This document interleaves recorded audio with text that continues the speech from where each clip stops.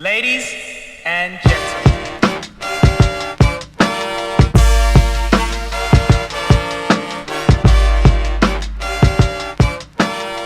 I'm eating. I'm about to eat myself, man. Fucking hungry. I thought about it because I was like, man, it's getting close. I don't give a fuck. I don't fucking eat. I'm hungry as fuck. Yeah, man. We don't pretend for this shit. We gonna do what we gotta do. Man. They gonna have to bear with it. Yeah, bro. You got So a how you been? haircut? Yeah, I got on Thursday. Yeah. Remember I said I want to be on Wednesdays now, so I moved my haircut. Yeah. Make No, it happen. I've been good, man. Just doing the work, man. That's all you can do. Are you Just really do, feeling it this week? man. I'm always really feeling it, man. It's never. There's no easier days. It's just always a shit. There's always no energy and hunger. But I don't. You know me, bro. I don't give a fuck. Nobody's making me do this shit. Hey, There's you nothing know I can't what handle. though? You know what helped with that? What's That that? you got dialed in, dog. Yeah, I just ran out today, but I got more coming. They shipped it, I think, maybe Friday or Saturday, so I should probably have it Tuesday, something like that. But Oh, for sure. it helps. Honestly, it helps so much, bro. It's right now. It's like the probably the biggest prep pack I've ever had in my life.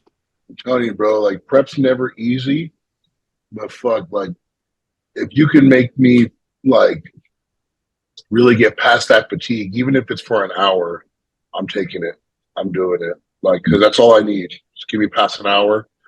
Let me work, and then boom, I can feel like crap all day. Just give me that hour, though. Yeah, yeah. What's up, Ken? Yo, what's up, bro? Ew.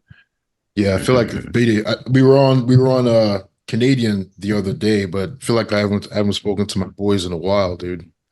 Yeah, because you Long time. wasn't on. When was the last time you was on Fit Nation? Like 2 weeks ago. 2 weeks. Yeah, Oh damn, it's like that, Ken. yeah. Because last week, Sunday, my girlfriend competed in Oh, powerlifting. So yeah, so I was out, and then I think the week before was when you guys did the Cali. I think when it was the live mm-hmm. show, right? So been out for a bit, but I've been good, bro. I've been good. I trained with Carlos yesterday over at Iron Mm-hmm. Rev. All So that. Mm-hmm. yeah, it was good to see him, man. It was good to see Carlos. You know, he's we all know Carlos's potential, and Mm-hmm. just getting to train with the guy. I've never trained with Carlos before, so just doing his training style. He does a lot of clusters and intensifiers. And I don't train like that, so just following him and just doing what he does, man, it was a great workout. So we're gonna try and meet up like at least once a month and try and get together and train. So it was a good session, man. Very good session. Yo, wait. Where does you live? How far from you? He's in Delaware, Not too so far, right? it's about 2 hours Mm-hmm. from me. So that's it's starting to get there, unless you're in Texas where that's like a normal commute. But Mm-hmm. us Jersey East Coast guys, that's quite a commute. And y'all train in Jersey though. Yeah, so we went to South Jersey, since that's a little bit closer to them. So it was like Mm-hmm. an hour between us. So we trained at Iron Rev. That's like it's probably the best gym in Jersey at this point, to be honest. So that's where we went. And it was a good session, man. Really, really had a blast. Really had a blast. Carlos is awesome. He's awesome. Y'all filmed for YouTube. Yeah. So we did for his YouTube and then mine. So it was weird. We actually had two camera guys there and two Okay. mics. So it was a little awkward at first, but we filmed for YouTube, so that'll probably come out at some point. We even did posing. We did some posing together too. So I'm gonna ask him first though before I post any posing. You always gotta Mhm. confirm from others. But yeah, so it was really good, dude. It was when it comes out, I'll let y'all know. I didn't know Ken had Yeah. YouTube. I didn't know you had YouTube. Fairly new, no? Yeah. What's your YouTube? It should be Colossus Ken. Oh, So simple enough. yeah, nice and simple. I just started it though. I started it last month. So we had like no, you knew because I think you liked the first episode. I think we talked about it. Well, I'm in prep, bro. It's You're no in telling prep, what I bro. know. You're in prep, dude. Was good, Stu? Yeah. No, man. Speaking of Yeah. prep, Stu's closer, right? How many 4 weeks? weeks out now. Yeah. Oh yeah. Well, I guess Feel Stu like never it today, stopped. man. Stu never really stopped prep though. He's kind of been prepping this whole time. Nah, I did. It's like I took Oh, like fair, 2 fair. weeks off. Yeah. I kind of fucked around for 2 weeks, but And you Yeah. felt what? you felt good those 2 weeks? Like you felt normal? I mean, besides getting sick in the middle, yeah, it was all right. I needed it for sure, but Mm. You can't beat that. yeah, I don't know. I'm like pretty much right back where I was 2 weeks out last time, conditioning wise. So like, I gotta kill 4 weeks now. I don't have 4 weeks Yeah. of dieting to do, but what's new there? How's your motivation level, or that's not something that really you're really You know, concerned about? I was thinking about that. It's like, I don't know. This is like a job to a certain extent, right? So like you show up to work, just show up, right? Yeah. But it's kind of weird because like there's all this when you like are doing shows and guest posings and events like weekend after weekend, it's like a lot of stimulus, and there's a lot of shit going on. It's like you're talking to people, hanging out with your friends, like it's a lot, right? And now I'm back home. I don't really have any friends up where I live.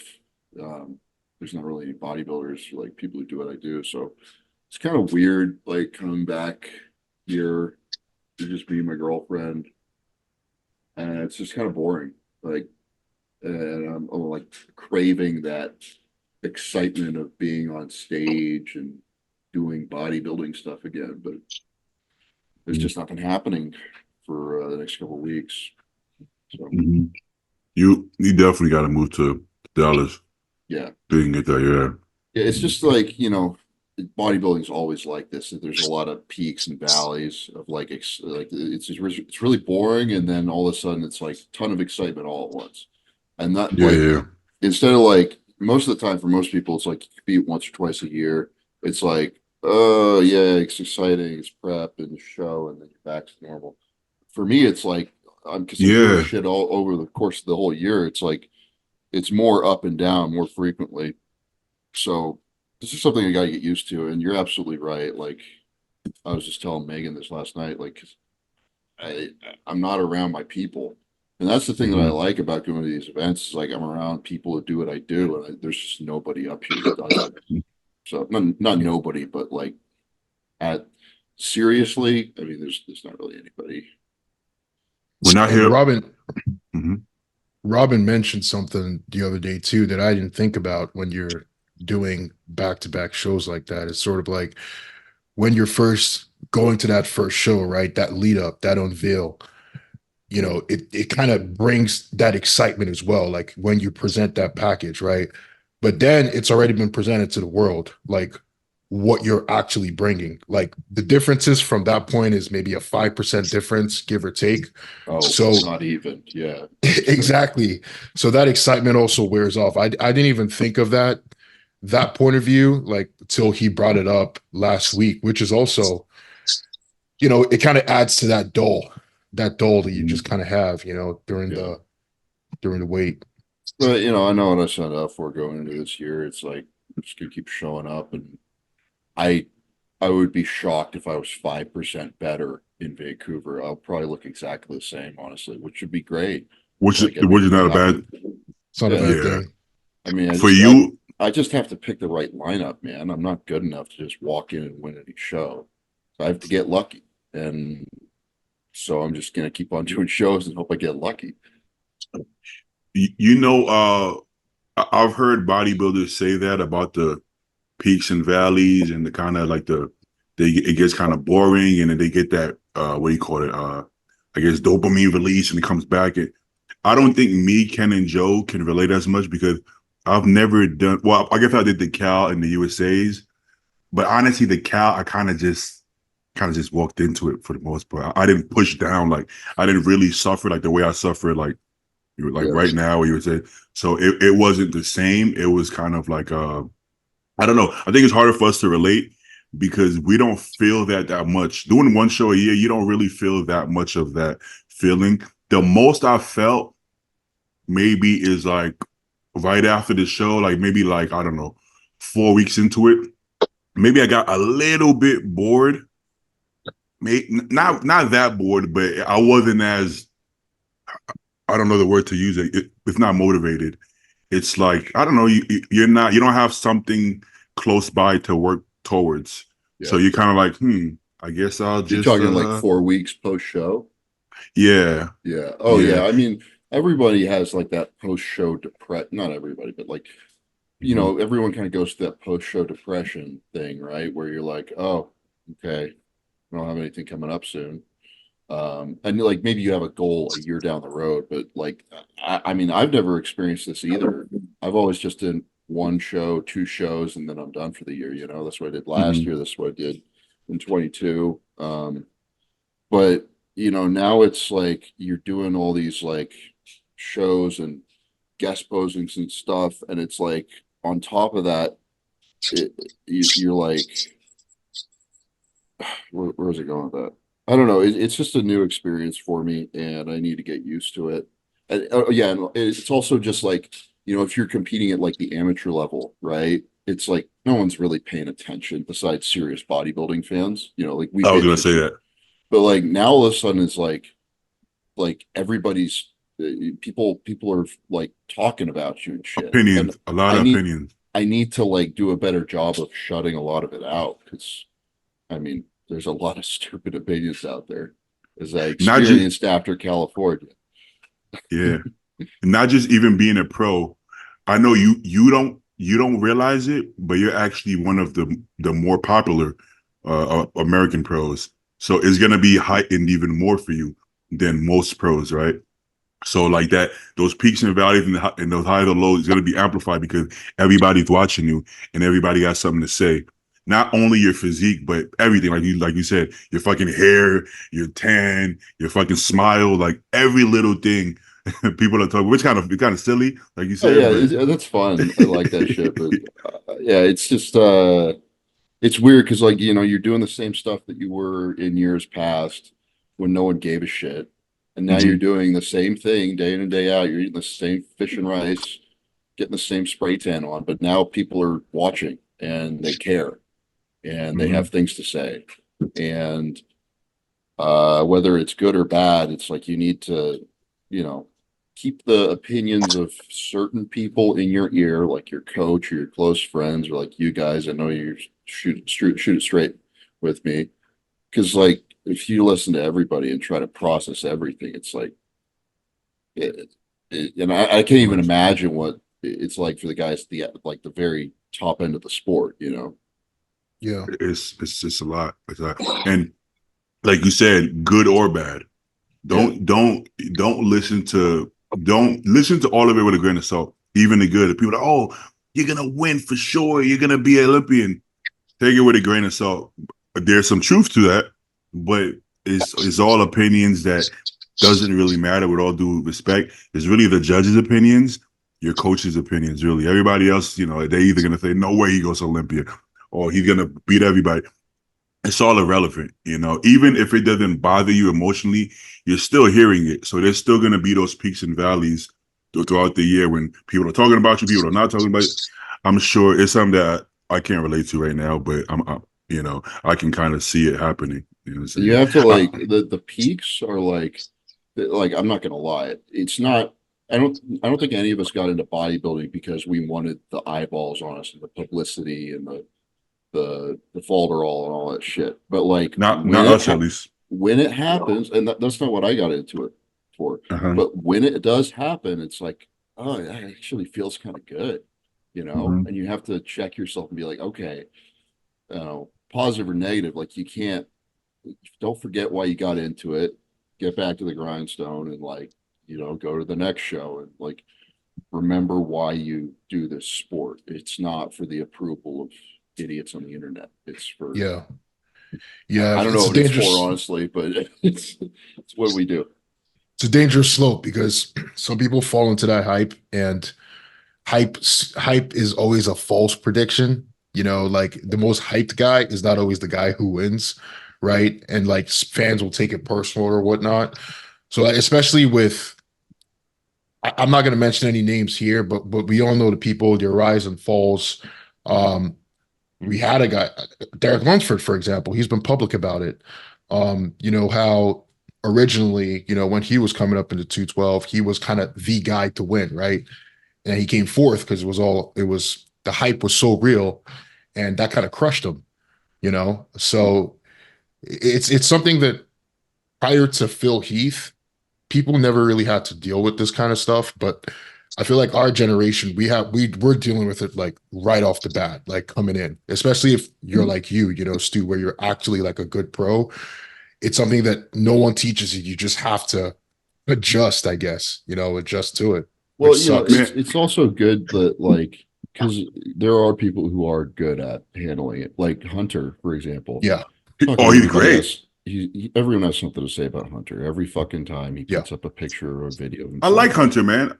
And like I've talked to him Albert- about it, and he's like, dude, I don't listen to shit. I don't listen to podcasts. I don't watch YouTube videos. He's just like in his own world, man. He's shut all that crap out because you have to at the level he's Yeah. at. And he's done a good job of it because like it would drive like if I was getting all that shit thrown at me, I know it would drive me insane. Yeah. And like with Hunter, like you don't even know what was going on with him last year, and the fact that it was a fucking miracle he even got it on stage, and he hasn't talked about it much, but like the guy didn't know was something going happened. through it. I didn't know. Yeah, but he's a professional. He's quiet about it, and he's like he just keeps on showing up and doing his job. So, when everybody's throwing shit from the peanut gallery, it's like you don't really know what's going on here. And Hey, man, to that point, not to switch topics, but I'm learning doing this podcast and watching other people's podcasts. Like, we got to watch our mouths sometimes when it comes to speaking about people that we don't know what's really going on behind the scenes, or even hearing one side of the story. A lot of times we'll hear one side of the story and we're quick to, I don't think we're super judgmental on this podcast, but we'll still give our opinions.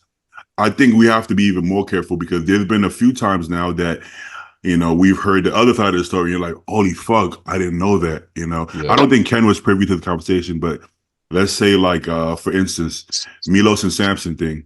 We weren't hard on Samson at all. I don't think so. But we gave our opinions like, this kind of makes him, I guess it was general. We didn't think that. We just said in the public opinion, it kind of makes people maybe not be as much of a fan of him, but we've heard some things that now we're like, oh, maybe he's just literally too much of a stand-up guy to actually say his part of the story.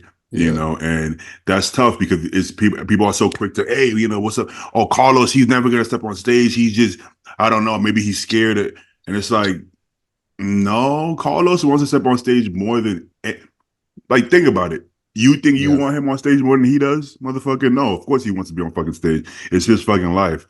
So sometimes we're quick to have these opinions, which is okay because it's good for conversation and podcasts.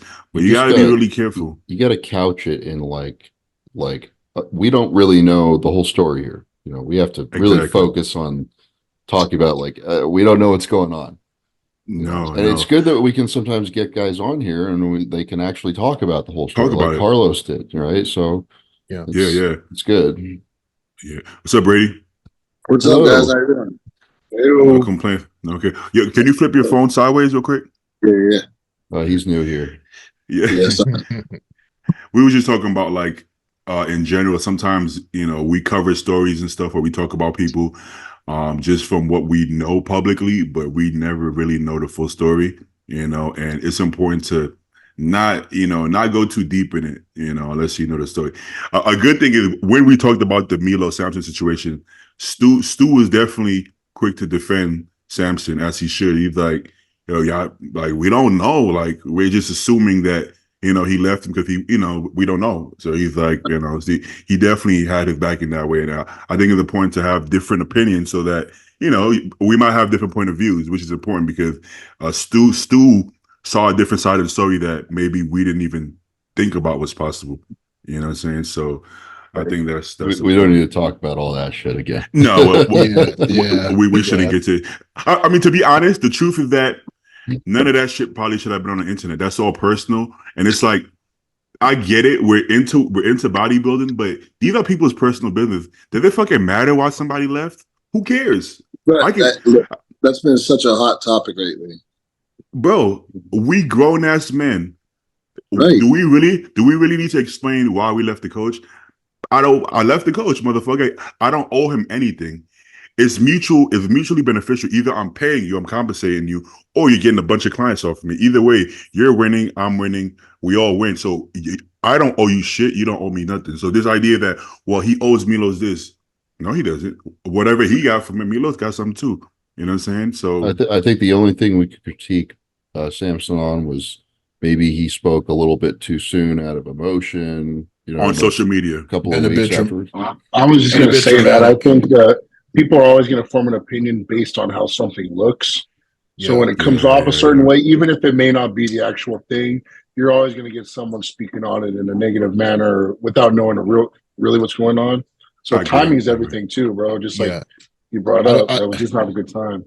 I don't want to jump right back into it, but if you recall, this whole thing started with my body's failing me, and that's where we all started. That's what I'm saying. Like, you're right. So we're just going based on the information that we have, and I agree with you. Sometimes nothing. Sometimes maybe we should take that step back. But hey, man, like, I mean, Stu says this all the time, dude. If it's fucking bodybuilding, what else the fuck are we going to talk about? You're right. We got to think about that. What the important thing is, slipped back into this shit. Okay. The important thing is none of us actually felt any kind of way that he left me though. None of us said, "Oh, that's a bad move. He shouldn't have done that." All we said is that when he started posting how he felt personally, like my body is failing me, then no, don't listen to what you hear. Oh no, I'm good. We weren't judging him. It was more so you have to be careful when your emotions are that high post show, whether good or bad. Be careful about posting because you're in a very fragile emotional state.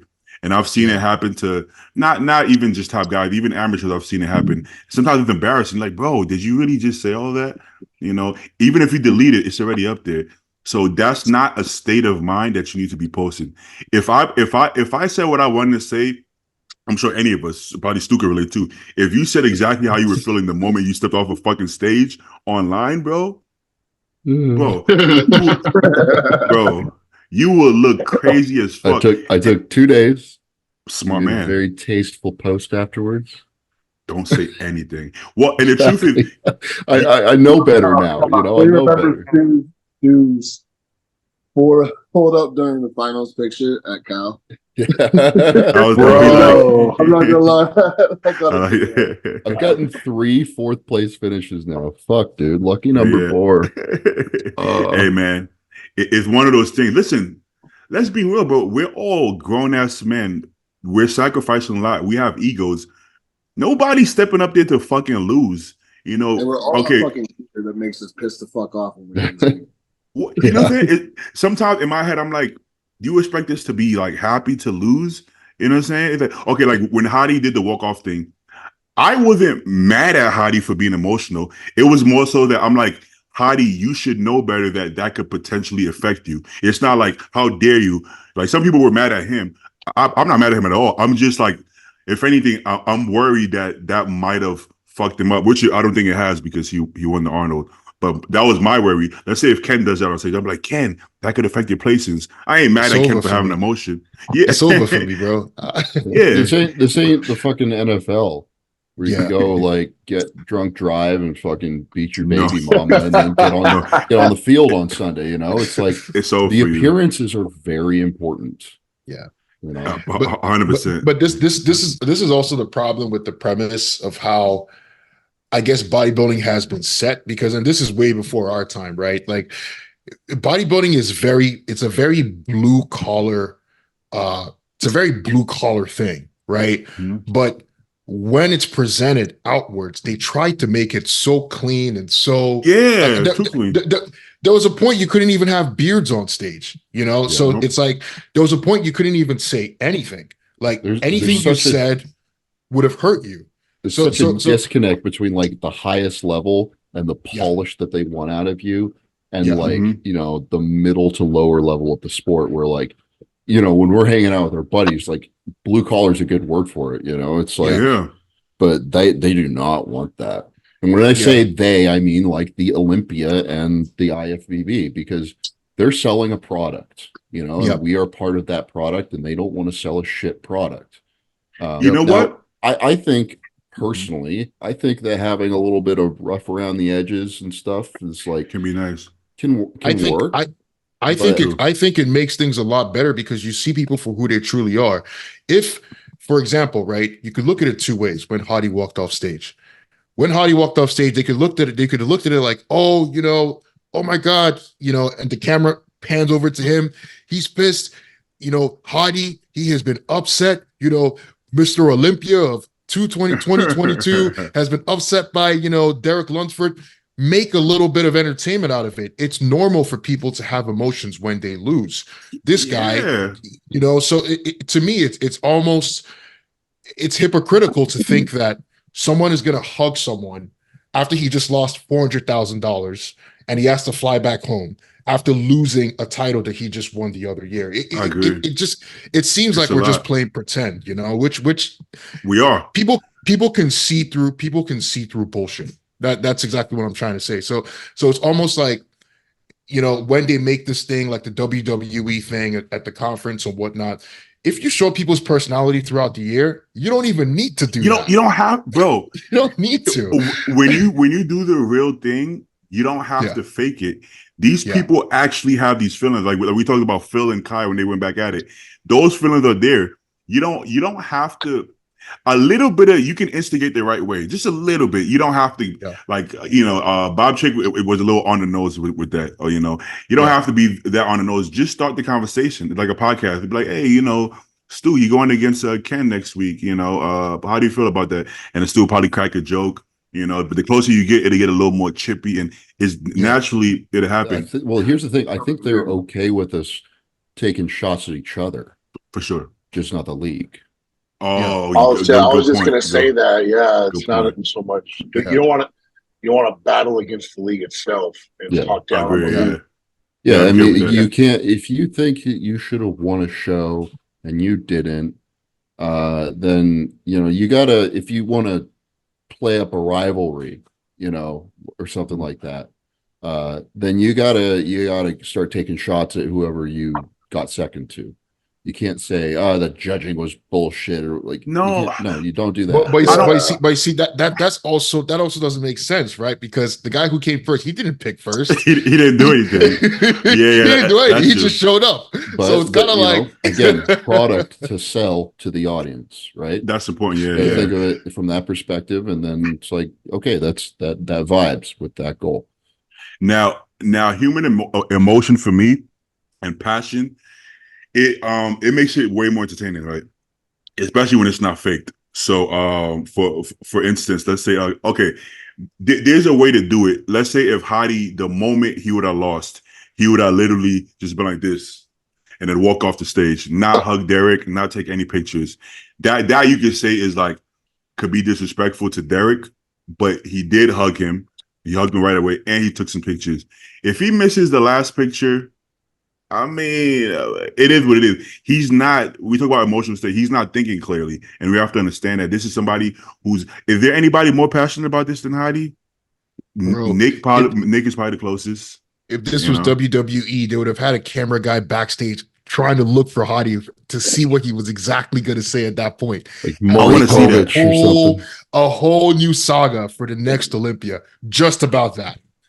I want to see that actually. Except you don't speak no fucking English, so right. Hey man, get Handy Rambo. Let him translate it. Hadi's gonna like polish up everything he's saying, so it's like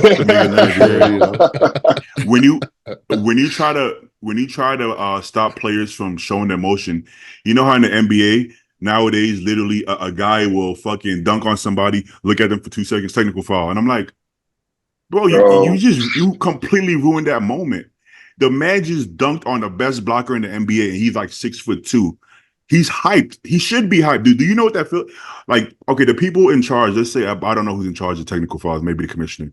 Maybe he's never played sports. He doesn't know what that feels like. You know what I'm saying? Or, imagine Stu coming in and beating like a top 5 guy.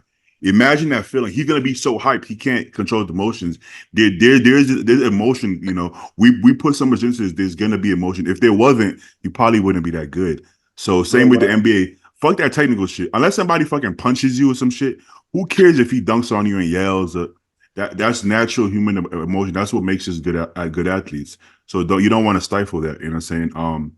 I couldn't agree more, but you have to because we're not making the decisions.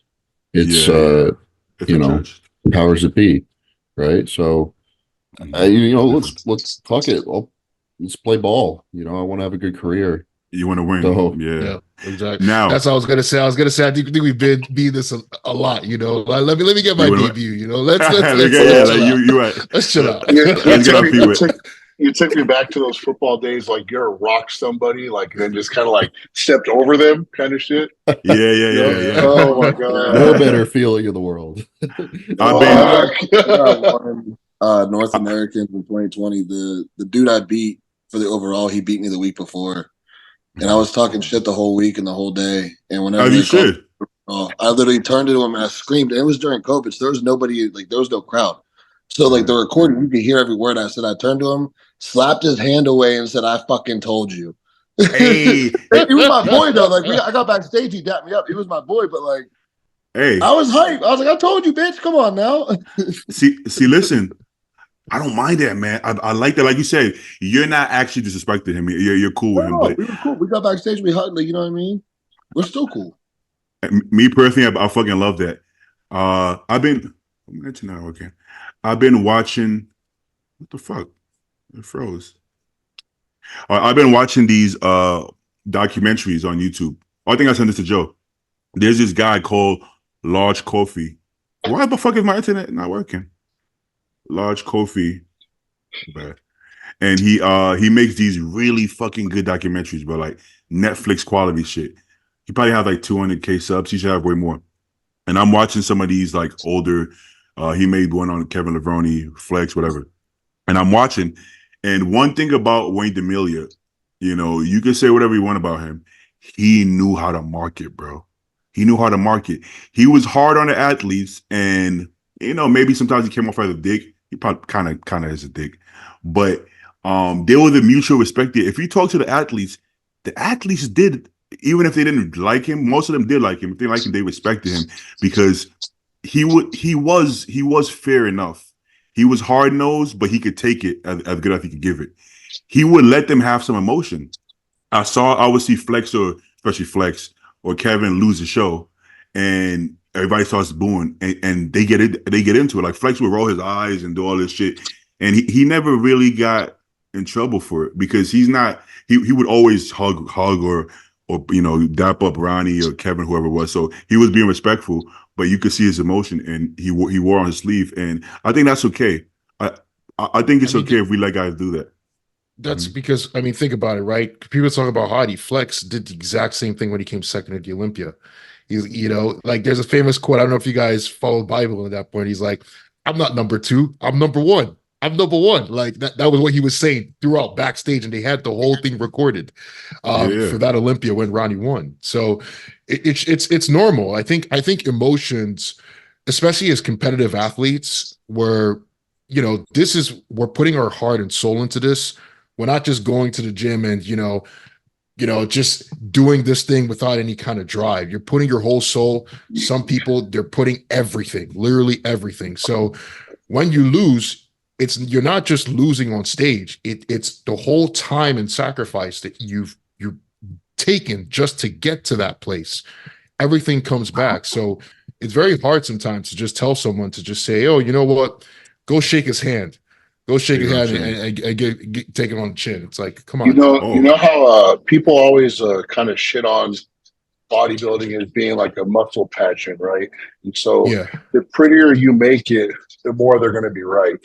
So when you put a man, we all bodybuild, and what makes it competitive is that you're putting one man's work ethic against another. Mhm. So testosterone and all that is amplified. You're like, that's what makes the sport more manly, more like, like you said, blue collar. Like, this is tougher than just dudes posing like a bunch of queens on stage. So the more cute you make it, yeah, it's going to come off that way. But when you let people share their emotions and like get upset at the other guy, because like he's pretty much getting in my face saying he's a harder worker than me and I don't belong here. Yeah, get the fuck out of here. Like, that's what gets me amped up. Like, if I'm losing, my mind instantly thinks like, fuck, man, this dude outworked me. That's where my emotions come from. And then when you get in my face about it, fuck you, dog. Work harder. Yeah, like, I got to be honest. That's like my favorite part about bodybuilding now. That's why we like it. We don't like it because it's pretty. We like it because of what it takes, the work ethic it took to get there as a man. You got to suffer, bro. You see, like, I've been bodybuilding for a while, but I wasn't a real bodybuilder. I thought I was because I just like training. But as far as the competitive side, I wasn't really that into it until recently. And now I get like so much pride and like, I guess, happiness or fulfillment off of watching my own work and seeing the changes, like actually being all in and seeing what that does to the body, and I'm like, wow, you can really change your body so much by just being dialed. And not the way I used to think it worked. In my head, I used to think it was like a Branch Warren thing. Just the more weight, more sets, more, I'm not talking about that. The training, obviously, if you don't know how to train hard, you ain't even making it. Yeah. It's more so everything, like your day revolving around it. Like 8 ounces of fish, huh? No. I was going to say something after that. I was going to say, like, look at all the Mr. Olympia champions after Phil Heath, right? After Phil Heath won. Each Olympia champion, to be quite honest, everyone almost has a similar personality when you really, really think about it, right? Like, what do you mean by that? From Sean Roden till Derek Lunsford. It's a Or very like similar, Chill, it's a Curry. very similar personality style. Big Ramy, yeah. Exactly, right? And it's sort of like there's no uniqueness to it, right? So look at what happened with Derek recently, where he was saying, they're fighting for third place to Samson and Nick. If Derek had been, I don't know Derek's personality, I don't know him personally, but Derek is seen as the nice guy, right? He's a nice guy. He doesn't say anything wrong. If we had seen moments of Derek, that side of Derek prior to when that happened, I don't think people would have, personally, I didn't see anything wrong with it, but oh my God, online, people like went in an uproar. How could he say all that? But it's kind of like part of it is because of this image that's already been set. That is his personality. He messes with everybody all the time. Like, if you know that is how he is. Like, that's the difference. Brady, you said because you know him, or you've been following him long enough. Like myself, I've been following Derek long enough to know that is who he is. Actually, way more than that. Exactly. But short-term memory. Most bodybuilding fans maybe wasn't even following him back then, or they don't remember because he wasn't Mr. Olympia, right? So he wasn't as popular. So everybody wasn't following him. And Brady, that's exactly my point, right? Like, Derek's personality. He messes around with people. He's kind of like that. But show us. Let everybody see it. Show us that. Show us that. You know what I mean? So people can see his personality for what it is. Because right now, like, the Derek to the general public is just the nice guy. He says everything right. He doesn't get mad, and things are all well and dandy. Which, as humans, it's not real. Let's be real. It's not real life. It's not real life. This is why, honestly, I have a lot of respect for Nick.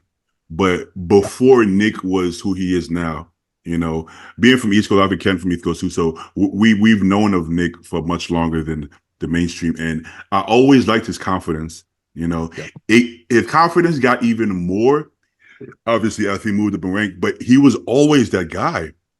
You know, he was, like I said, I have a podcast on his channel before he was pro, and he was still that same guy.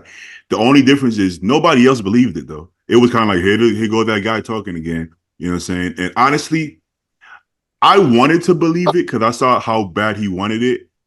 But let's be real, saying like he's gonna win the New York Arnold top 5, I was kind of like, I don't know, he might be go too fast, you know. I'm just being honest, you know. But I saw how bad he wanted, and I knew that even if he didn't do that, he would get way further than people thought he was going to get, because people didn't even think he was going to turn pro. You know what I'm saying? So, but my point is, why I respected Nick early on was his personality. Literally, he had a good physique, but it was his personality. He was so just out there open. He wasn't trying to hide it. He was even more raw than now, because obviously he doesn't have to be as politically correct back then, right? So that is something that I prefer. So when Derek first came out, even though it was a bit much, I kind of liked it. I was like, yeah, because especially at that time, people didn't talk. Everybody was kind of, yeah, you know, I just want to be there. And Derek was talking wild, you know, I'm gonna beat Flex and Jose, and I'm like, I don't know, you're gonna have to get them legs a little bigger first. I don't know what he's talking about, but listen, at the end of the day, what does he have in common with Nick? He ended up doing exactly what nobody said he was going to do. He fucking won the 212 and opened Olympia. You know, so my thing is, I would rather him put it out there.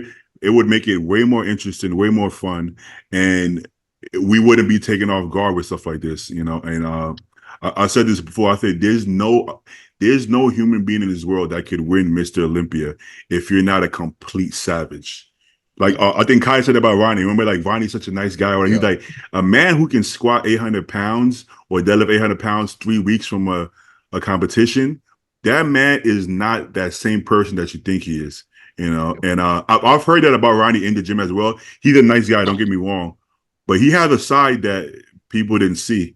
Like he will call people out in the gym like you a bitch or shit like that. I'm like, Ronnie. Yeah, Ronnie does that. It's like, yeah, of course, right? Ronnie, don't be, you know what I'm saying? Ronnie had that, you know, southern twang, bro. Come on, that's what I'm saying. Yeah, well, you know, when you have that southern twang, people are like, oh, you're not that smart. You're not that focused. You're just, because Ronnie comes off really nonchalant, which he is. But make no mistake, all that nonchalant is, they're the fucking dog there. There's no way it can't be, bro. The man has 8 Olympias. So maybe he doesn't feel comfortable showing that dog all the time, or maybe because he's from the South, he was shown, hey, always be polite, be polite. So he masked it to a point, but we can see it. It is there somewhere, you know. Brian Dobson he'll be like, oh, get that bitch out of you. The fuck you lifting, you know, light ass weight. Get that bitch out of you. I'm like, I want to see that on video. I want to see Ronnie on video like, yo, you a bitch. Lift that shit. That what that got me, you know. That what I got. So all I'm saying is, just be yourself genuinely. And just show who you are, you know what I'm saying? And it comes off better, you know? I think I was going to say, anybody that can lift that kind of weight, bro, like there's a certain level of aggression. It's just controlled aggression. Like you just know how to tap in. Like you said, Ronnie has that. Like Branch was more outward with it. It wasn't internal. It was everywhere. But that doesn't mean like you watch a man train, you know exactly who that man is inside. Like 100%. you can't be a fucking prissy little fucking cat and train like a fucking dog, you know? Like it's just not gonna fucking happen. It's impossible. Okay, well we can talk about you, Joe.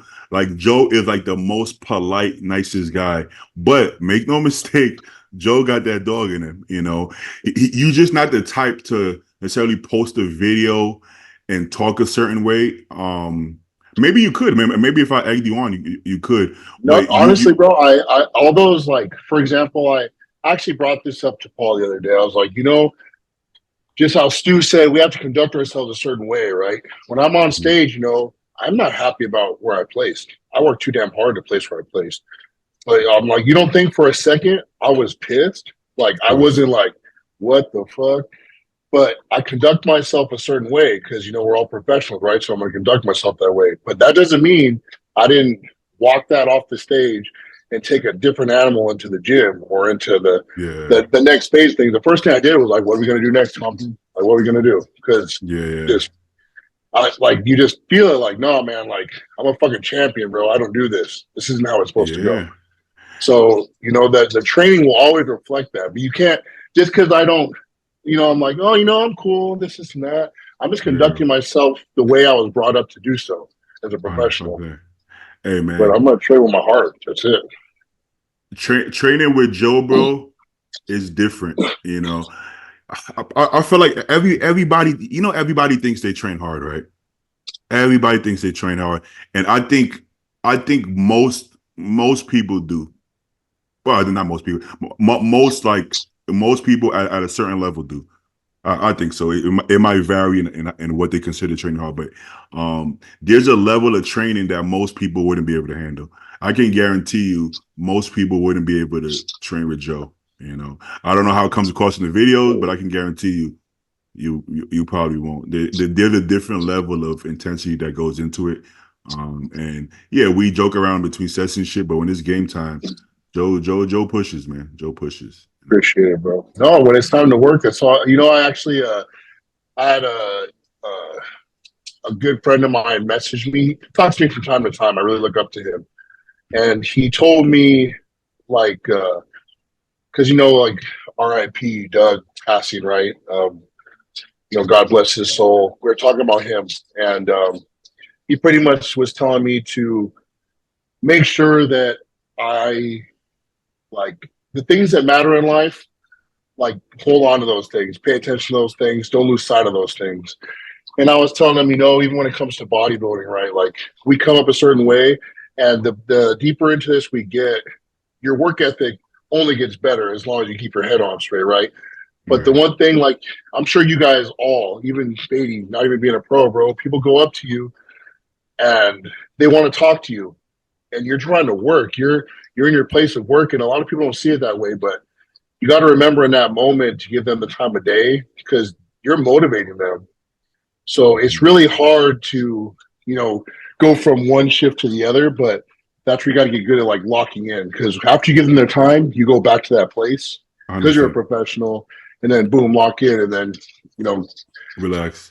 Get that internal animal going again. But you don't want to take away from giving back as well. It's hard to do, 100%. but you have no idea what you do for certain people, So It takes time to learn that skill. It's hard, bro. It's hard. It's similar to like being in a relationship, right, with your girlfriend. And even if you don't feel anything, you have no emotions, you're on AIs, you still have to go kiss her and be like, hey, love you, regardless of how you feel. So it's similar, like in the gym, still try to be personable. It takes a while to get there, but I think we can all get there. But that's why you can see me laughing and smiling on camera. But then when it's my turn to go, that Joe's gone. Like you just switch, and then exactly, it's game time, and that's how you do it. But you got to get good at that because you don't want to lose yourself, and then now you're losing like who you were to this. 100%. Exactly. Yeah.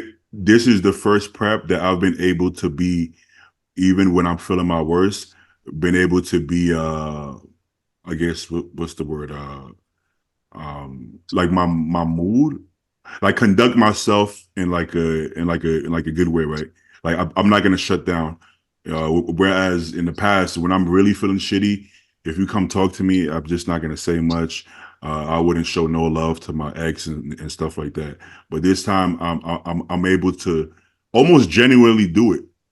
Just switch out of it and actually have a conversation and be pleasant, and then go back into my zone. It was maybe one day that I was so fucked up. I had my hoodie on and I didn't even look at anybody. But man, we could take a couple days. But for the most part, you learn how to kind of do better at that. And you always feel better afterwards too, when you're like you actually like force yourself to be normal.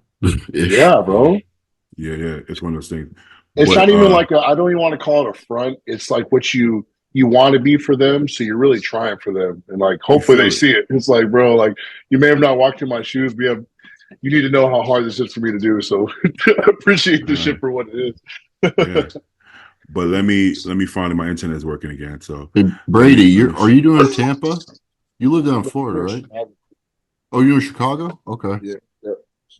Yeah, Chicago. Chicago's just a little drive, so it's an easier check-in. And I figured see how that goes, and then I don't got to fly to Tampa or Texas or nothing like that. Why did I think you live in Florida?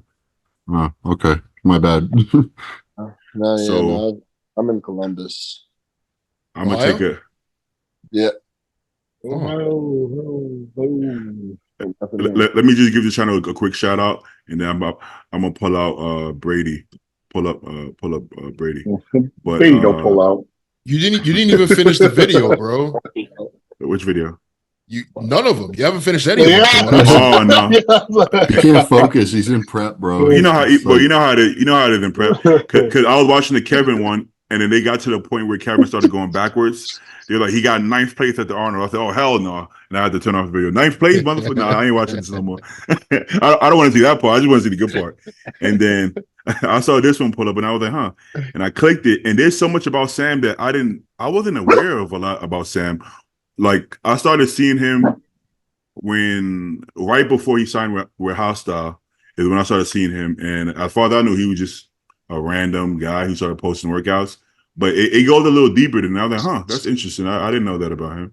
So he's a lot smarter than people think. This was more calculated than I thought. In my head, I thought it was literally just like, I don't care. Let's see. That's what it comes off as. But it kind of is, but he's smart. He knows what he's doing. It looks like Sam is very much, believe it or not, science based. He has the work ethic of a bro, but everything that he does on a nutrition level is all science based. That's why he diets the way he does. People don't know that about him, though. You know, it's all purposely done. It's all purposely done. You know, I mean, he tried some clean food, and the amount of food he had to eat was too much for him to eat and go to school. Right? People think he just like, I want to eat junk food because I'm a child. No, he knows exactly why the reason he's so popular is because he makes it seem possible. So he took the best of both worlds. He took the old school way of training, and he took the new school way of dieting to make it seem very doable for the current time. Mm-hmm. So it doesn't look so difficult when you can somewhat eat freely within a certain means. And I think that's why he blew the fuck up, because he's a regular dude that just can do it. I mean, yeah, and I agree with that. But he just kind of, I don't know when you started bodybuilding, but I was bodybuilding through college. Like, anybody that I know was bodybuilding with us in college, we all did the same shit. We were all broke, didn't have time to eat. We ate McDonald's every day. But he documents it, you know? And that's You're it. right. All he did was, You're right. yeah, that's why I think I'm low-key mad about it, because I'm like, fuck, bro, I was drinking Gallagher's chocolate milk every fucking day. But were you counting things? Like, were they like fitting in your macros, or you just kind of ate a lot? It depended. So I'll be very honest. When I was on cycle, it was around my first trend cycle. Everything was calculated, every single thing. Okay. But then there were other times if I was off or like just wasn't like 100% focused on bodybuilding, I would just kind of wing it. And like, I'm somebody, I stay lean all the time, so I never got fat, so it didn't really matter. Yeah. But even now, though, I'm still the same way, where I still have to eat so much food that I ended up blending my food most of this prep anyways. Like, anytime it gets like, once I'm over like 300 or so grams of rice and like 8 ounces of meat, there's no chance. Like, I can't eat that shit. I just think it's cool to see that this is becoming cool for like the kids coming up now to just be a meathead, because for a while it was the opposite. It wasn't cool to be a meathead, right? Unfortunately, like, we all did the same shit, but we didn't necessarily get to benefit off of it. But that's okay. That's okay too, because now we're gonna see less of that weird pretty boy Gymshark guy with the Lambos, and that shit is finally over and done with. And it's also gonna make, I think it's going to make bodybuilders more popular, because most bodybuilders are doing vlog style basic videos with less edits. And now I'm seeing that come up in the engine more. I'll see random channels pop up doing that style of video that this is a pro. Okay, this is amateur. So it's throwing that style of video more into the algorithm, which would benefit us technically as well, because it's cool on social media to do exactly what the fuck we've been doing most of our lives now, you know. The lazy meathead way of social media. Yeah, like I said, it's kind of stupid that it's kind of weird that we've already been doing it, but we don't get any eyes until somebody else does it. But I mean, same difference. It's like you said, though, man. These kids now get to have that. That's the good part of it. That's the most. I think that's the most important part. It's a much Sebum and Sam Sillick are much better role models to younger kids than some of the people we've had in the past, you know. So True. Very true. I remember specifically when I was at my old job. I think I was 24 or 25 years old. I was around 24, and I worked out at 24-hour fitness. And my diet was literally the same. I walked around 215 pounds, natty. I still had abs, and I was deadlifting like 6 plates, lifting 3 plates on bench and stuff. And my diet was literally, I would buy these Walmart pancakes. Oh, nice. And I would put these, I would put protein powder in a bowl, put enough water to make it like a frosting. So my breakfast was I would dip the pancakes in the little protein frosting. My lunch was a Little Caesars pizza at work. And then by the 24, there was this Chinese food place that hooked me up with, like, I shit you not, it was over a pound of teriyaki chicken and at least 2.5 cups of rice. And I would eat that every day. That's fire. Okay. I mean, but bro, I got strong as fuck and I was natty as fuck. So that's the way to do it. Those sound like good times. Probably pretty gassy too, huh? Oh, fucking terrible. Strong as fuck. What's new? Okay, so Exactly. Brady, what's your plan for the rest of the year? You have any more shows planned? Yeah, I'm gonna do Chicago. Oh, there you go. We're 5 weeks out now. Yeah, so I switched to Stefan right after California. Wait, you what? I switched to Stefan right after California. Boss of Outlaw? Yeah. Oh. Don't ask him why, Brady, because remember, who fucking cares? He just did it because he wanted to. No. Well, and you know what? Yeah, man. I mean, that's it.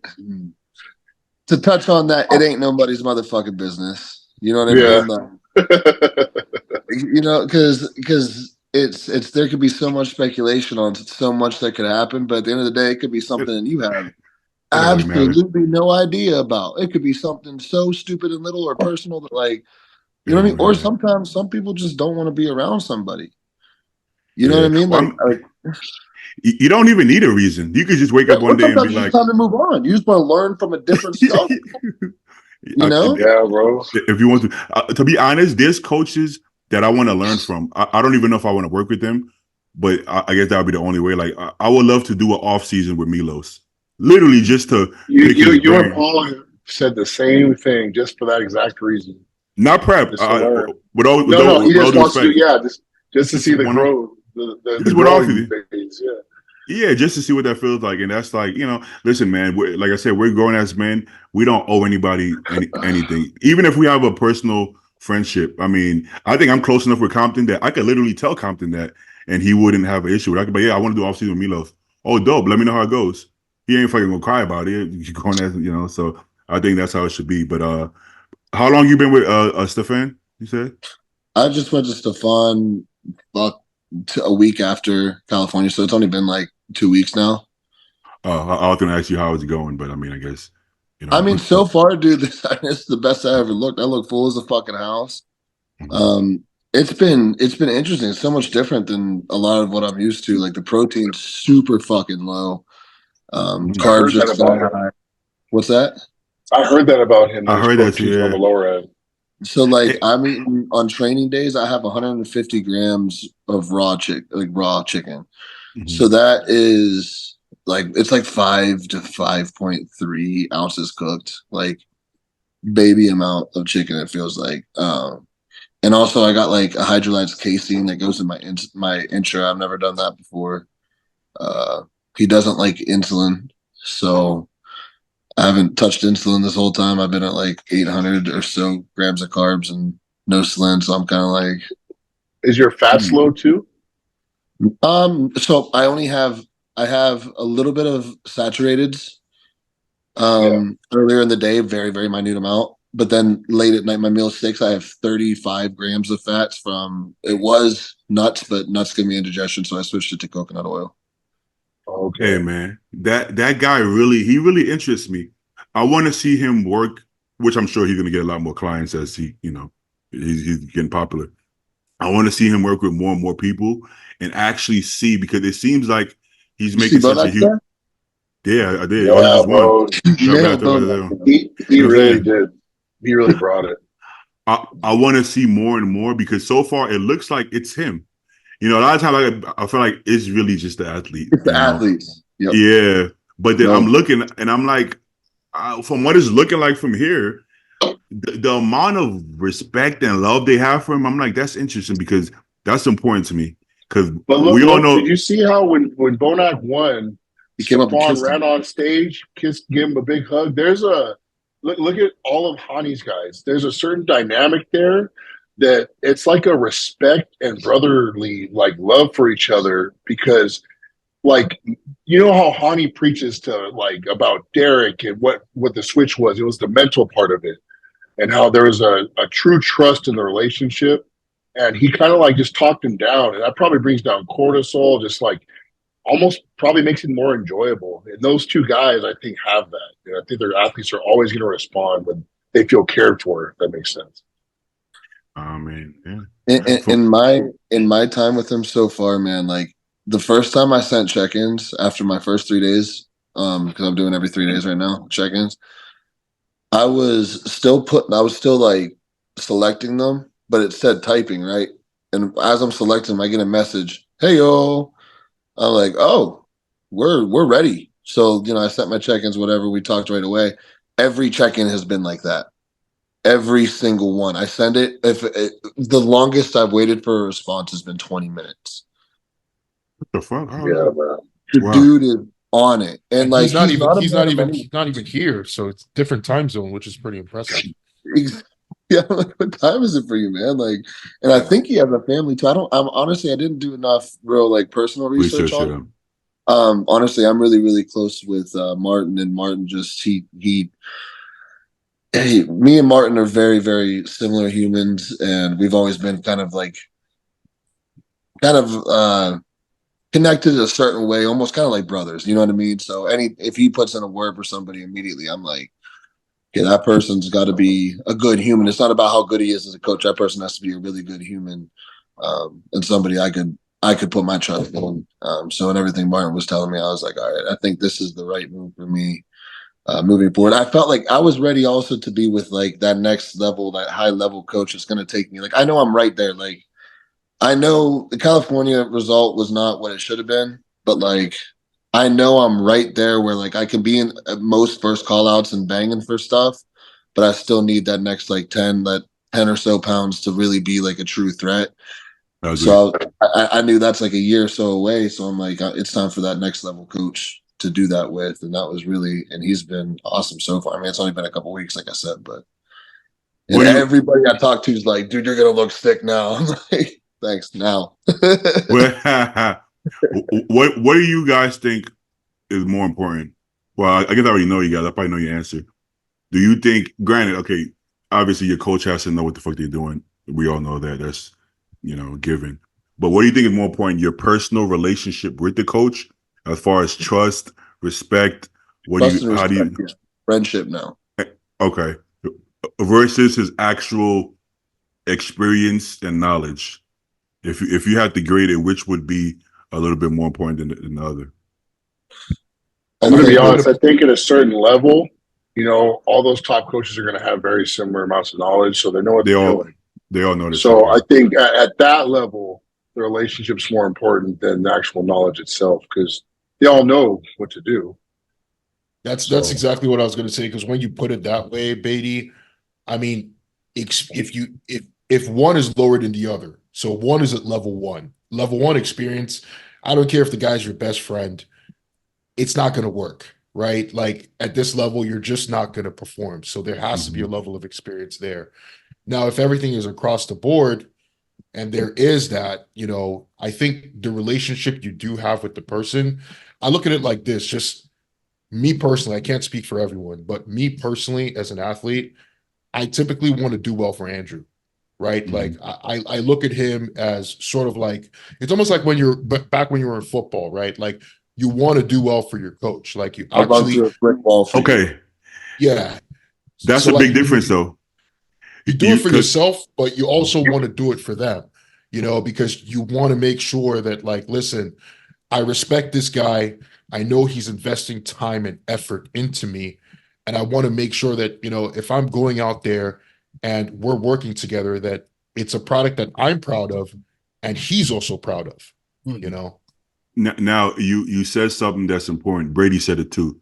He said not necessarily friendship. Yeah. Because I was never friends with my coach, but I respected him and I believed and I trusted him.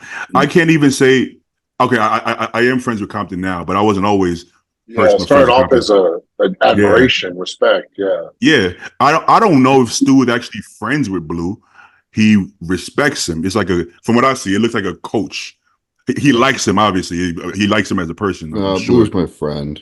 I don't really have to choose here. Okay. So I can't answer this question. Okay. So it's like you can be friends if it happens naturally and organically. I just spent a few weekends with Compton and we just bonded in a certain way that made a friend. But the friendship was separate. I don't feel like him coaching me. I'm not looking at it like my friend is coaching me. Yeah. Me hanging out at the Cal or me hanging at the Cal. When did I hang out with Compton? Oh, no, Vegas show. Me hanging out at the Jay Cutler show. He wasn't coaching me. We were there for a different client. I was just eating my meals, whatever. So that was my friend. I was hanging out with my friend that day. But at USA's, when we're staying together, that's my coach. It's not my friend. So you don't have to. Boom. You hit it right on the head. So that's how exactly it is for me. I compartmentalize it, right? So Andrew, for me, we're friends. Andrew and I are friends. I can pick up my phone today, call him, he'll pick up. But when it's a coaching relationship, when we're talking about send your check-ins, that check-in that I'm sending, I'm not asking, he doesn't need to know X, Y, Z about how my day went and all this, blah, blah, blah. Yeah. It's related to bodybuilding. You know what I mean? Yeah. Just stick to the bodybuilding. This is what it is. Now, if I want to text them later on, maybe later during the day about something separately, we can do that. But the coaching relationship is completely separate from the friendship. And I think it's worked perfectly for us. So I've had, and this is not even like going like, this isn't even like a direct about anybody like of any coach that just left, or I've had it a few times happen now where that it's great to have that friendship. And I agree with that. And I can 100% see me and Stefan ending up building that bond and that friendship where, say I get top 10 in the Olympia next 2-3 years and he comes up and kisses me on the head. You know what I mean? Like, but whenever you start getting too personal, that is where, in my experience, every issue I've ever had has come from that friendship crossing a line of like, you can be friends and you can be a little personal too. And like, especially if you're having a conversation about just being a man and being a better, like those are the things I love to talk about is being a good man and being a good human and, standing up as a good husband, good father. I mean, I don't have kids yet, but I like to live in a light that is, putting me to like where I want to be as a father. Like all those conversations, like talking about relationships and love, there's a way you can do it that can be motivating and very like, you know what I'm saying? Yeah. But then there's like, when you bring somebody into your, like too close into your personal life and into drama, you know what I mean? Even if it's accidental, like, you know what I mean? Yeah. Like, that kind of relationship, I think, skews that. I don't think that relationship works with coaching, honestly. That skews things. There's a too close, you know? And it takes away that leader aspect too, where my coach, man, I want to be led. Yeah. You know what I mean? And I don't want to be led into hell. Because there are some coaches that will lead, that'll lead you into hell.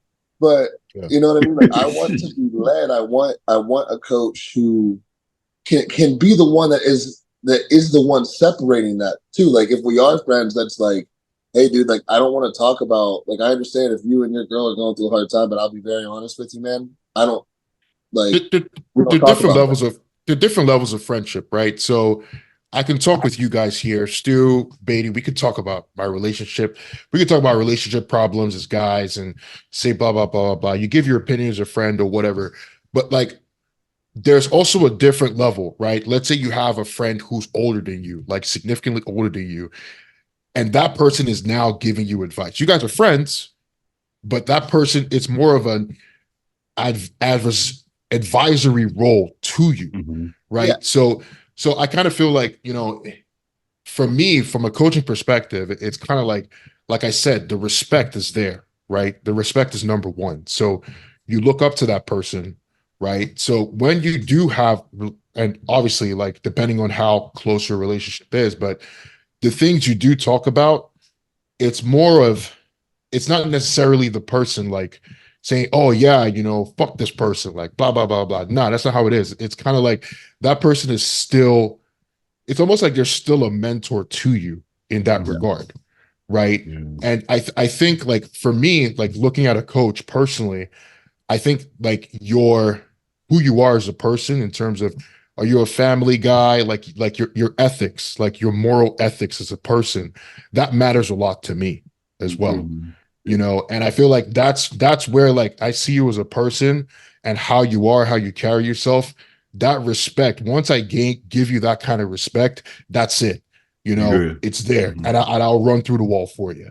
100%. So, yeah. One thing I think is important too, like, you guys talked about, there's certain levels to the relationship, right? So when you're working with your coach, at least for me, when it comes to Justin in particular, the first thing is, good morning, Justin. This is my weight. Here's my pictures. The first thing he does, respond about what he thinks, what he wants to do, where I'm at, and then here's the plan. My response is always, okay, sounds good. Or maybe say he brought something up the previous week. Oh, did you forget to put this in? Or did you want me to start getting this so I can be ready for the what's up and coming? And then after that, if I haven't talked to him on a personal level at all for, like, say 2 or 3 weeks go by, I'll check in. Hey man, how have you been? And then sometimes it's very rare, but it's happened. He'll tell me some situational stuff that's gone on in his life, but say it's not the best. How he responded to my check-in shows how he can separate what's going on in his life, the professionalism of the coaching, and all that's doing outside of our friendship is creating a stronger trust and bond between the coach and myself, because I don't ever have to worry about, just because his mental state's not the best, it doesn't affect the way that he works with me. So even that kind of communication from time to time, like I said, every 2 or 3 weeks, I'll go a little deeper after the check-ins and what's the main point of me reaching out to him, like, I'll get to that. And so I do think that's important to an extent, to see how that man responds to his life situation. So, and I agree with that too. Yeah, like he can almost lead by example by telling yes. you. So that is definitely, and I think too, it comes down to, we as humans naturally, I mean, like, there's a reason why, like, if we hear like a little bit of tea, you know what I mean? We're like, what's going on? You know what I mean? Like, 100%, bro. If you don't do it, I don't care who you are. Everybody in this world is a gossip. If you say you want, I will find other friends that you have had in your life that tell you something. Yeah. You gotta have your moment. Right. So when if a coach is bringing you into that personal level, you know what I mean? It ends up, it's not just a one person, it's not a one-way street. You know what I mean? Because then what happens is, even if they are doing that, sometimes you can end up kind of skewing your view on them. And that's where I kind of think, you know what I mean? Because like I said, I've had it happen. And it doesn't change anything of that person necessarily. It doesn't make them a worse coach by any means. It doesn't make them anything other than your relationship with that coach got to a point where your respect for that person came down. May not have gone away, but came down. And now maybe you're questioning things. Maybe you know that they maybe are going through something and you're like, well, are you making the right call? You know what I mean? Funny you say that. Funny you say that, because I wanted to ask something along the lines of that. Could you continue to work with your coach if you have reason to believe that your coach is not a good guy, or maybe you lost a little respect from him personally, though? Like, just in his personal life. Not a good human. That for me is like, I will bad people out of my circle so fast. I do not care. You could be the best coach. You could have won me 15 Olympias in a row. And then I find out you kicked a dog or you stole shit. Yeah. That's very true, bro. Morals. There's morals. Yeah, let's say, like, random. Let's say your coach is I don't know, he's been married for 15, 20 years, and you find out he's been cheating on his wife or something like that. Like personally, I can't respect a guy like that. Like me personally, I'm out. Like I just can't. I can't separate that. Once I see the person for who they are, I can't separate it, because this is someone that I look up to. You know what I mean? Your coach is someone you respect, that you look up to. And if I lose that, it's kind of hard for me to put myself through what we need to go through, for that guy. That's a tough one. Go ahead. I think you can't really judge a person based on their actions, but more their response to their actions. Yeah. So it's kind of like, because no one's perfect. I've fucked up plenty of times in my life, but what That's I did what I was after gonna say. is what, to me, even not talking about myself, even if, say, like my friends, like one of you guys, like you got caught up in some bullshit, I'm going to tell you straight up what it is. What I'm really doing is watching about your response. How do you respond after this action? That's going to tell me everything about you, and if I move forward with you as my friend or coach, whatever you want to say. We all are gonna fuck up. So it's not always. I mean, there's a limit. There's some things, if you do, it doesn't matter how the fuck you handle it. Fuck you. But yes. there's more gray area, because we all are gonna fuck up. But how do you handle that fuck up? You can be a good person and do something bad. I don't consider you a bad person if that happens. Now, if you just continue to do fucked up shit and it continues to come out and you're not changing, then that's different. Let's say, okay, Stu, what do you think about that, Stu? Is there a limit? Is there gray area? Would you be able to stay with a coach who you're losing respect from or hearing a lot of negative shit about them? I can't comment, dude. I'm not going anywhere. Blue's a good man, and he's my friend. So that's why I've kept my mouth shut through this whole thing. It's like it's hard to relate. Fucking irrelevant to me. Like, I'm set. I'm never going anywhere. No, I mean, that's how I feel about Justin. Yeah, this is hypothetical.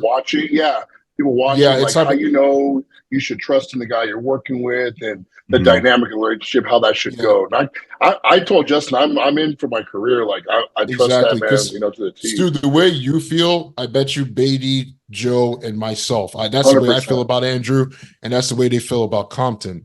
It's just we're putting this in a situation where, obviously, the reason why we're even talking about it is because these guys are not like that, and that's why we are here, right? But to Stu's point, I can see, because what he just said, right? He's a good person. That's all he needs to know. So I feel the same way about Compton. So if I hear something about Compton, I'm not gonna necessarily, you know what I'm saying? So if I hear about Compton, you're not gonna hit the road. It's gonna be like, no, what happened? You give them the benefit of the doubt. Yeah, give them the benefit of the doubt. Exactly. Yeah. I think there's a limit if just crazy shit continues to happen and it's fact checking, it keeps happening. If I genuinely I can't look this dude in the eye, that's different. But that would take so much, because I already know Compton is a good man, and I know good men make mistakes too. So if he fucked up, I wouldn't judge him as harshly, right? I want to flip it a little bit too, because some of you guys are coaches on here. Mm-hmm. So what about the other way around, where your client is not such a good person? Like, would you keep that person? Not worth the money. It's a headache, and I feel like I'm big on vibes and frequencies, and just the law of attraction. Who you surround yourself with is absolutely what makes up of who you are. And I think even your clients, even if they're paying you, it looks bad. I've dropped clients because they're shitty people. Like, don't get me wrong. I mean, you gotta push that line pretty far. Like, and I there's no way I'm gonna find out really that you're a bad human outside of like my interactions with you. But like, still, But that's exactly why I asked this question, because like you flip it, right? Because we're talking, coaches this, coaches that, but coaches also they are subject to judge us too on our morality and who we are as people. So if a coach sees you and they don't feel that you're a good person, it's sort of like maybe they should drop you. You know what I mean? Like they probably don't want to work with you. So that's why I feel like even in this situation, a lot of reasons why some of these things work is because I know Andrew, for example, Andrew has dropped a lot of people. Like Andrew does not, He's not someone, he's not just going to take anyone on. If it doesn't work, he's dropping you. So it's sort of like the coach also creates that atmosphere of the kind of clients that they actually want to work with. It could be a bad look because that happened to Compton. Compton dropped Sam Canado, remember? So imagine it looks bad. Imagine people like, yo, Compton, you work with that guy? Yeah. Are you aware of what he's been doing? Have you seen them text messages? Have you seen this? And it's like, wait, what? And it's like, oh, fuck it. So now it can make you look back. Oh, because people think, do you support that? You know what I'm saying? Which it doesn't actually mean that. But not even that other people's opinions matters. But think about that. If you know this person has done really fucked up shit, not like he photoshopped his calves or some shit. Not a goof video. Not like a Photoshop thing. Yeah. Well, he wasn't a goof video, but this was a lot. A lot, I think that's why the response to the person matters so much, because it is so much about who that person is. You know what I mean? It's not for me. It's not about an image. It's not about, I wouldn't drop you for an image unless you're doing some wild shit. You know what I mean? And even then, it's both the image and the fact that I don't fuck with you. But it's not necessarily an image thing. It's more so the fact that, like, your response to whatever you did will tell me if you're a good enough human that I want to have you around me. You know what I mean? If you're somebody that I want to keep you. You know what I mean? So, and sometimes, people can do something pretty big and bad, or like that might seem like you might want to step away. And their response after might bring you so much closer because you see such a different side of them. You're like, you just have, you have parts of you that you need maybe healed, or I don't know, whatever. You know what I mean? Probably can't speak for myself like that because I had little, I'm crazy as they say. Well, bro, it's funny you say that. I mean, shit. Sometimes when you do something in life, that's what creates a lot of bodybuilders. Yep. Some people are on they're doing some bad shit, and then they get into bodybuilding and completely turn their life around, and they have a story to tell, and then those become the motivators in this sport and give people hope. So you never know who you're dealing with and how they respond. Yeah, I don't know why you something you said there just kind of put this in my head too. There's another side of it too, of we are in the leadership position for them.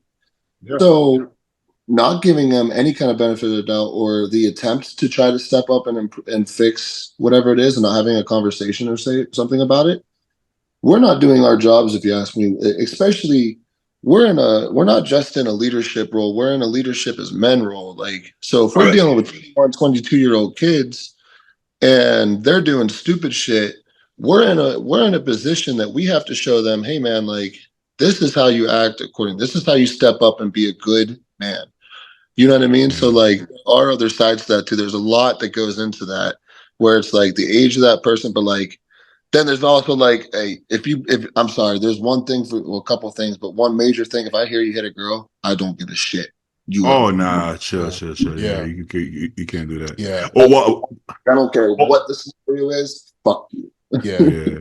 But you see, this is a very deep question, right? And that's why I asked it from the other lens, because it's so easy to say, oh, the coach this, blah, blah, blah. But what about ourselves as the client? Like, we have to look at ourselves too. They have to also make that assessment if you're someone that they're going to invest time, because coaching is an investment of time and effort into someone. And if you're not a person that other party feels is worth that investment, then it can't work. Mm-hmm. Oh, so it's actually funny, and it wasn't a who I am thing. It was he didn't see potential in me. Patrick Tork. I messaged Patrick last year at some point when I was like 8 weeks out from Chicago or something like that, was having issues and needed to switch. This is when I ended up with Dylan. And I messaged Patrick. He was one of the first ones because I was really close with Keelan at the time too. And Keelan was like, yeah, man, do it. Literally, his response was, you don't have enough potential. I don't want to work with you. Wow. You see, bro, and that's the thing, that's one thing I really like how Nick is. I mean, he's entitled to that opinion. But that means he can't coach you? Yeah, like, if you have a work ethic, a really good work ethic, and you're gonna be coachable, I don't give a damn if you can make it to the Olympia. It's like, bro, let's just change your life. Let's change your body. Let's make the best you. And you don't know how far that can take you. And how can you tell somebody without ever fucking? Yeah, that's ridiculous. That pisses me off. But you know what? Yeah. You know what though? Hey, it It's okay. Yeah, fuck it it. did a little something to me. And first of all, because you know, like, listen, man, like I won my first national show. I won the overall. I don't care if it was classic. I know we're all open guys here, so you guys are going, it was classic, whatever. I get it. Nah. Still, I won overall. We've established on this podcast. It might be harder. Yeah, it's harder. Yeah, bro. Great and looking good is hard. To get your pro card in classic is hard. Right. You know, I went to the Olympia. I got first call out to my pro debut. The next year, it was right after I turned pro. The next year, I went straight to the Olympia. So, like, I know I got potential. You know what I mean? Like, so, like, it hit my pride, but I'm like, I'm gonna make you pay for that. There's gonna come a day I'm gonna look at you and remind you said that, and you're gonna eat them words. I'm sorry. I don't respect that, man. I can't respect that. Now, if you're in a position, okay, let's say if you're Hani, and we all know that Hani doesn't have time to take on a certain amount of clients, and you know he's gonna pick his clients wisely, but he's not gonna tell somebody I cannot work with you because you there could have been a language barrier the way that he said it too, because I've noticed with Stefan, there's sometimes he responds to stuff, and I'm like, okay, you've been on a bit, but still, no, it was. From what I've heard about Patrick too, he's kind of like that, you know, kind of to the point. And at the end of the day too, like, I don't want to say I did respect it because it was also like, hey, you are allowed to have that. You built a business that you don't have to fuck with people that you don't want to fuck. That is true. You know that is true. Isn't it crazy though how your biggest haters are your best motivators though? Yeah. Like they do something to you inside. It's like I'm not here to prove you wrong, but I'm gonna prove myself fucking right. So fuck you, watch. I'm gonna do it regardless, and when I do it, I'm gonna make you eat the words. Yeah, man. I don't like that right there. I don't like that right there. Like somebody who would tell somebody that, I'm not a fan of that, but it is what it is. That's his opinion. It's like the words you say matter. You know, what if hindsight, Brady, you know, maybe Patrick was a coach you always wanted to work with, you know, and he was the one that said that, and your bodybuilding career ended there. You know, you just don't know how your words can impact someone. So I'm not a fan of that. I'm not a fan of that at all. I agree. And luckily I am the headbutt a wall and prove you wrong kind of personality. So it was something that, but you're right. I mean, that could have been somebody that was right before my open debut. Mm-hmm. And it did definitely take me down a little bit, morale wise. I had talked to Hunter about it like the week before the show or so. And whenever I got first call outs, he actually turned to me right before we got lined up. You did get first call out. Because I told you long here. And so, you know what I mean? So like there was some, so I do 100% understand that. And I agree. I mean, I personally would never talk to anybody crazy like that. Mm-hmm. Yeah. Well, that was good. Like, even if say you believe it internally, like let's say the person believes that internally, don't say it to the person like that. That's but in hindsight, this is the other way. In devil's advocate, I would rather if he doesn't want to work with you and he's not going to put the 100% effort and support into you, tell you right off the bat. But he didn't have to say that. You know what I mean? Rather than take your money and he doesn't actually even believe in you. Good point. Yeah, that's a good way to look at it, bro. Good perspective. Yeah. That is. But let's take a look at Brady actually. Also, you got that was a good lineup too at that show at your open debut. It was all right. Yeah, it was a smaller show. This was guest posing before. Do you have you got pictures from that show? Yeah, that video right there. Yep. Okay. So that was last August. How tall are you, Brady? 5'9", 5'8". Why do you look tall? I have really long limbs. You do have really long arms. His legs, yeah. He has really wide clavicles too, right? You know, like you say usually because you were, who was it you said last time? You were like, he's got short guy legs. Damn, I can't remember. Yeah. I know you're talking about. Yeah. It's like sometimes it's like the length of the actual leg. You feel like the person could be tall or not. You look super tall. He looks tall here. That's great. And then they see me and they're like, "Oh, you're kind of short." And I'm like, "Hey, watch it." I mean, you're not shorter than me, Brady. No one's shorter than me, though, so you're good. Touche to that. Yeah. I mean, if we're talking genetics, isn't this what you want from genetics? The waist, the V taper, the shoulder width. This, I feel like this is what you want from a frame. Hey, listen, man. All I'm saying is, when I win an Olympia, I'm going to say, hey, I was the kid with no potential at one point. Yeah. It's like at the end of the day, I was 218 here. I was 230. Wait, what? I was 218 right here, and then I was 230 at Cal Pro. Wait, 218? 2 weeks ago, yeah. Huh? I don't see 218, man. I don't either. I don't see 218. It's frame. It's a frame, bro. Well, a lot of people do lie about their weight as well.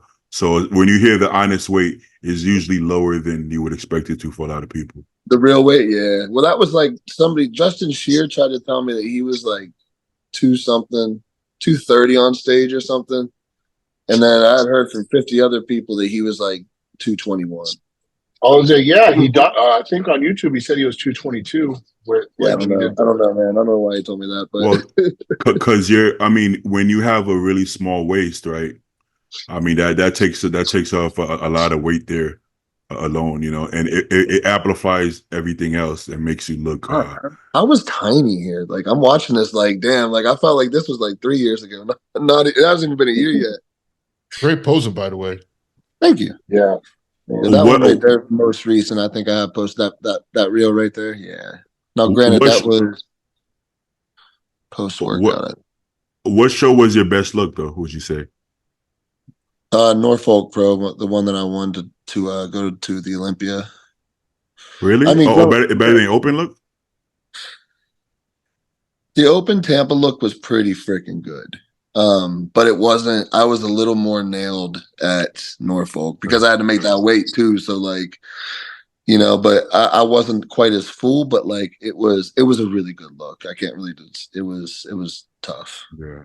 Okay, well, but that Tampa look was pretty good. That was the Cal one. The Cal one, my tan was terrible. That's really what screwed it. But what did you think about your actual look at Cal? Was it better than Tampa? It was a little bit flat, and I had a little film from that. You were bigger though. It was definitely bigger. It wasn't 100% though. It was, I would say, 95%. It was a good peak. It wasn't a great peak. Oh, your glutes in. How much did you weigh here? 230. So what, about 12 pounds? How much muscle do you have? 12 pounds, and that would have been like 9 months, I think. You definitely look bigger. I mean, you're in shape though. You're not saying you wasn't in shape. You just wanted to be harder. Yeah, and to be honest with you too, my conditioning. So you can see my glutes there. That left glute. You see how it's not really detailed in the middle. I see what you're saying. Yeah. I've never had that be an issue. I just think I can push down another 5 pounds. But would that be a better look though if you're 5 pounds lighter than this? I think so, honestly, because I think it just gives me a little more pop. I don't really lose fullness much. See, because sometimes I wonder that because like at this show, obviously Tonio genetically has a lot of bells and whistles, but Tonio didn't push for like crazy peeled glutes. He's had his glutes in more than that, and then sometimes you see people really push for that and they don't necessarily bring a better package, right? Listen, man, Stu's a great example. I said it like, being a fuck, but like in all honesty, Stu's a great example. He brought it way more appealed than he's ever been at Cal, and the reward wasn't much different. So I think it just really depends on the day. I think it depends on who shows up. I think it depends on how it.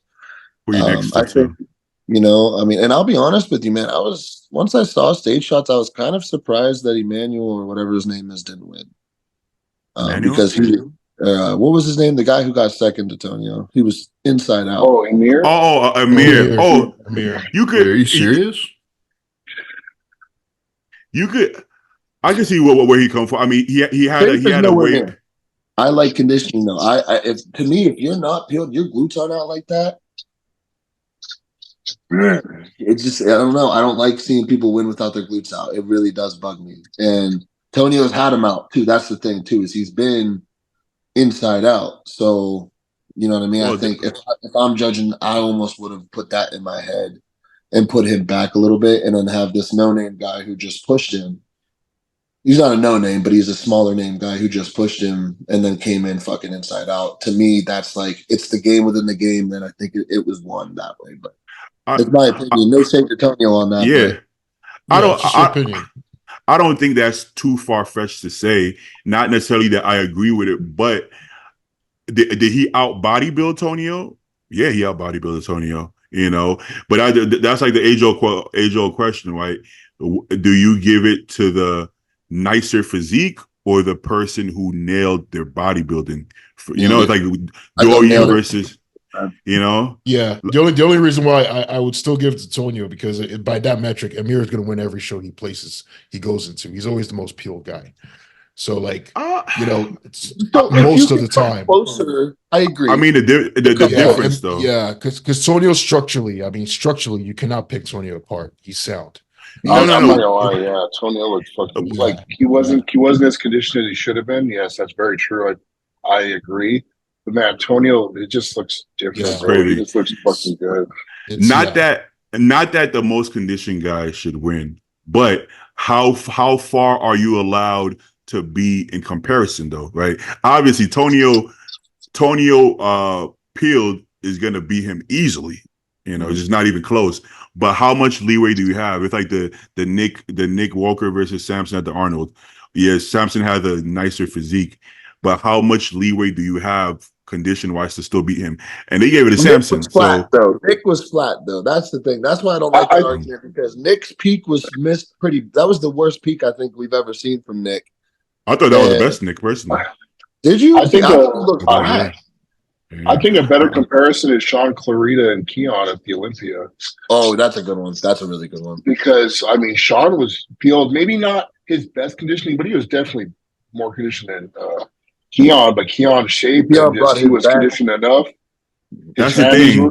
It's just like he brought what was needed to be brought to make his shape just really shine, and there was no denying that Keon had it. But conditioning didn't win that day. No, Keon was sharp enough, because when Keon was off, they gave him fucking third call out. Fourth. You know what I'm saying? Oh no, yeah, they're right. There was 11th or some shit. Yeah. So yeah, even though Keon's condition was Keon's best, he wasn't as peeled as Sean. But honestly, I think he was close enough. So that's the thing. The whole time. Yeah. The judges are the ones that decide what's close enough. So with Tonio and Amir, they're like, nah, Tonio's condition is enough to put him over him, even with the better condition. And honestly, I personally agree with Tonio winning. I saw Tonio in New York the week before. His condition was enough. Like, if you put anyone next to Amir in a one-on-one call out, they're gonna look softer. He's just that. Everybody, I ain't losing that Brady. Look, on the other end of things, like say Hadi at the Arnold was at the Olympia against Derek, that's where conditioning would have won. Oh yeah, 100%. Hadi would have beat Derek. So that's where, you know, now Hadi has enough shape with muscularity to beat someone like Derek. Mm-hmm. Like on that end. Does anybody know what Amir weighs? He's pretty heavy. I would assume he's tall too. Amir, how much did he weigh? 260s, I think. 260 something, I think. That's what. Damn. On the Menace podcast, that's what they said. Big guy. Yeah. How tall is he? We talking? Bro, all his fucking weights in his calves. Well, I was standing behind him. This motherfucker has the biggest calves I've ever fucking seen. Yeah, when he's standing there, like, not when he's posing so much, but when he's standing there, he's quite tall. Just like backstage. Like, I'm looking at stage photos right now just to sanity check myself from what you guys are talking about. And I mean, like, I look like I'm the same height as him, and I'm definitely not. Yeah.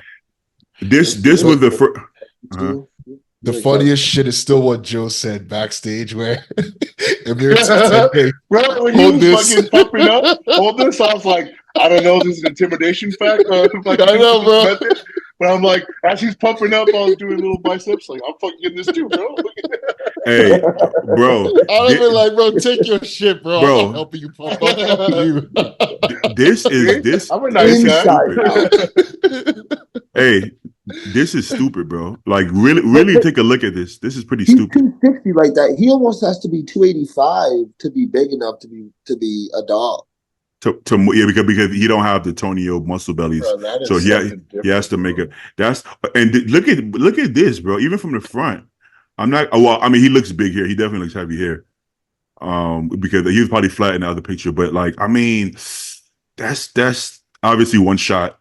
You don't get to see the waist. You know how I've talked about in the past, like when I have confidence and being able to do something right, like winning and stuff.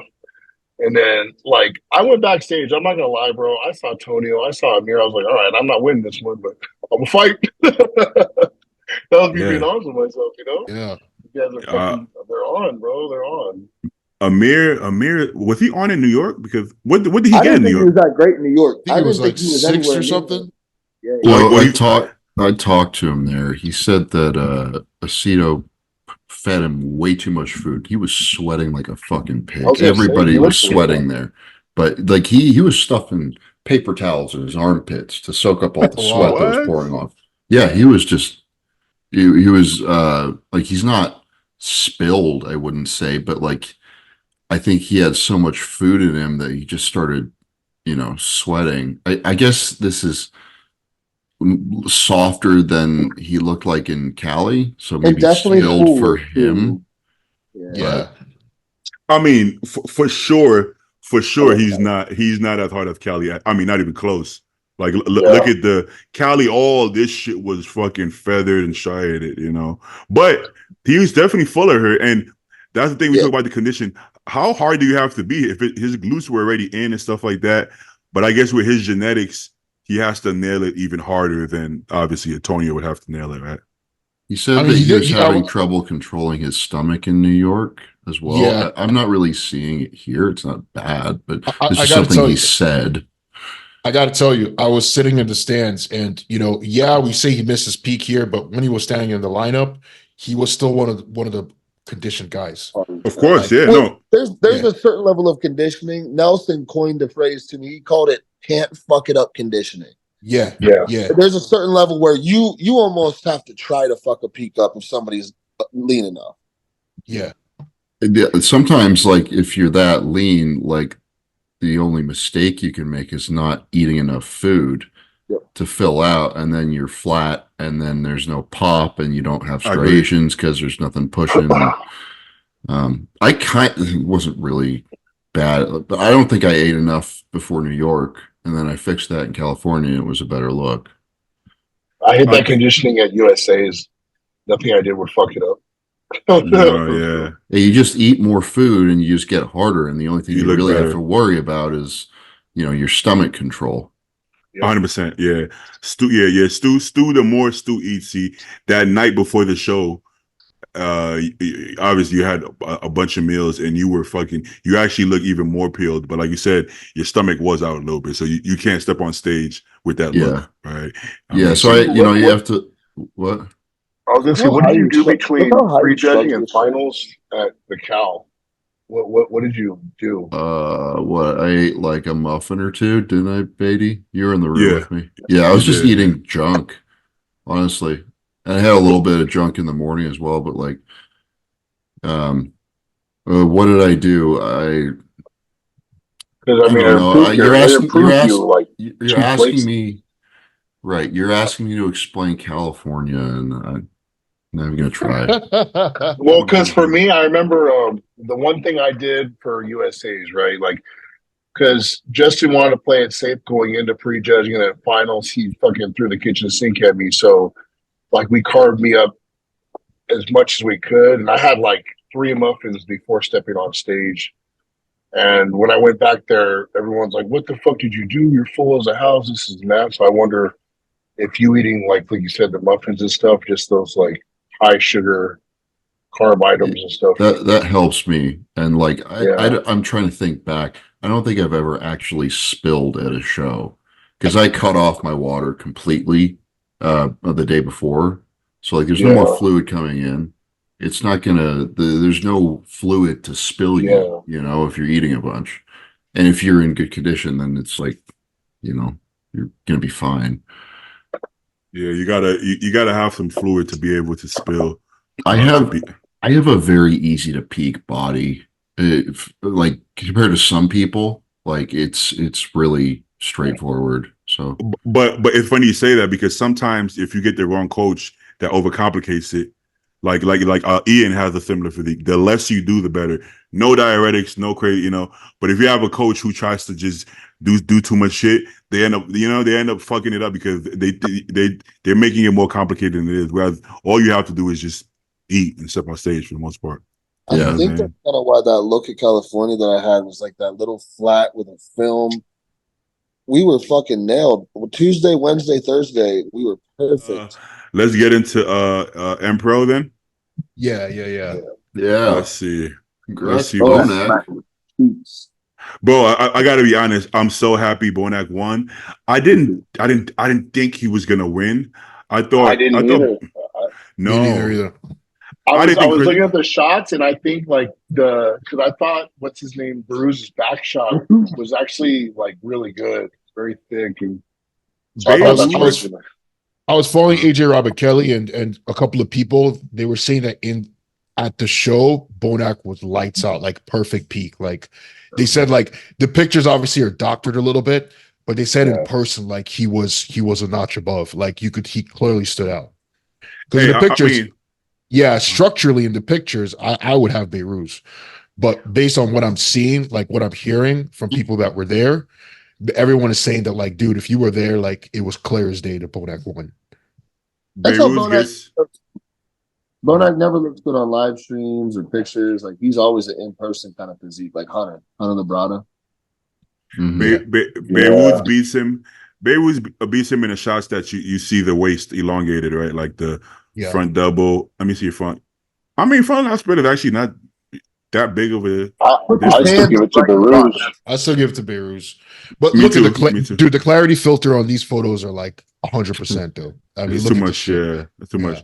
All right, obviously side poses, Bonac gets him because the thickness. Yeah. Back poses, he gets him, but BOYZ back poses came up a lot. So but like, look at the lat spread. The lat spread, I was like, damn, this motherfucker got a thick ass back. Both of them could pull the damn chest up though. Both of those lat spreads, I didn't like at all. They could both pull their chest up. I thought is it that BOYZ glutes don't striate? Is it they do? It just what we talking about? The photos, he has the most striated glutes in the IBB. He just don't flex it. Yeah, that's what I'm saying. Because when you see him do like a back double or back lat spread, his glutes are never flexed.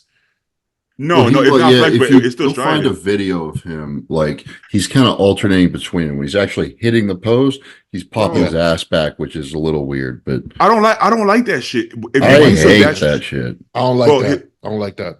It only works if your feet are close enough that your adductors just like, if it doesn't fully light your adductors up and you can't keep a full squeeze, it looks like shit. All these new school posing coaches are telling people to do it. I don't understand it. You know, I watched a podcast with Fuad and Paul on that podcast, and because he's a pro judge now, and they said that on the side, like the side chest, they actually don't really look for striations in the glutes, so not to flex them, to let the hammy just hang and get more out of your hammy. He's not flexing. That makes sense. That makes sense from the side. But from the back, from the side, it's like from the back, no, yeah. From the back, that's what he says. He says we don't worry about this the glute detail on the side shots. What you should worry about is your back poses. So I don't think they care about detail in a lot of poses. To be honest, striations and shit in your arms, delts, fucking side of your leg. A lot of the places where people shoot shit. Let's be honest. Like they don't really care about detail. Just look at some of like it's like glutes and kind of lower back, abs. It's like that's where they're checking conditioning. I mean, look at some of the people who've won shows this year already. It's like Rolly never got extra points for having cross-striated triceps. I don't think so. No. We like it. It's cool to us, but I don't think it can bring a freak factor. It's like Fitz's striated quads brings a freak factor where he has such a balanced physique. It kind of makes that wow a little bit. But outside of that, I agree entirely. It really They bothers me. they don't seem to care. So I'm sitting here like, okay, well, all bets are off. They don't care about lines there. That's my Well, you boy. don't think like when it's close like that, Brady, you don't think it comes down to shit like that? Go to AJ I don't Robert know. Kelly. AJ Robert Kelly has his posing. I bet. That's But look, that's my dog. you can see his shredded glutes here, but he's still not fully flexing it. My thing is, it's a travesty to be that shredded and not showcase it because, like Stu said in his posing, he does this weird, like he's humping the air, and you see the striations.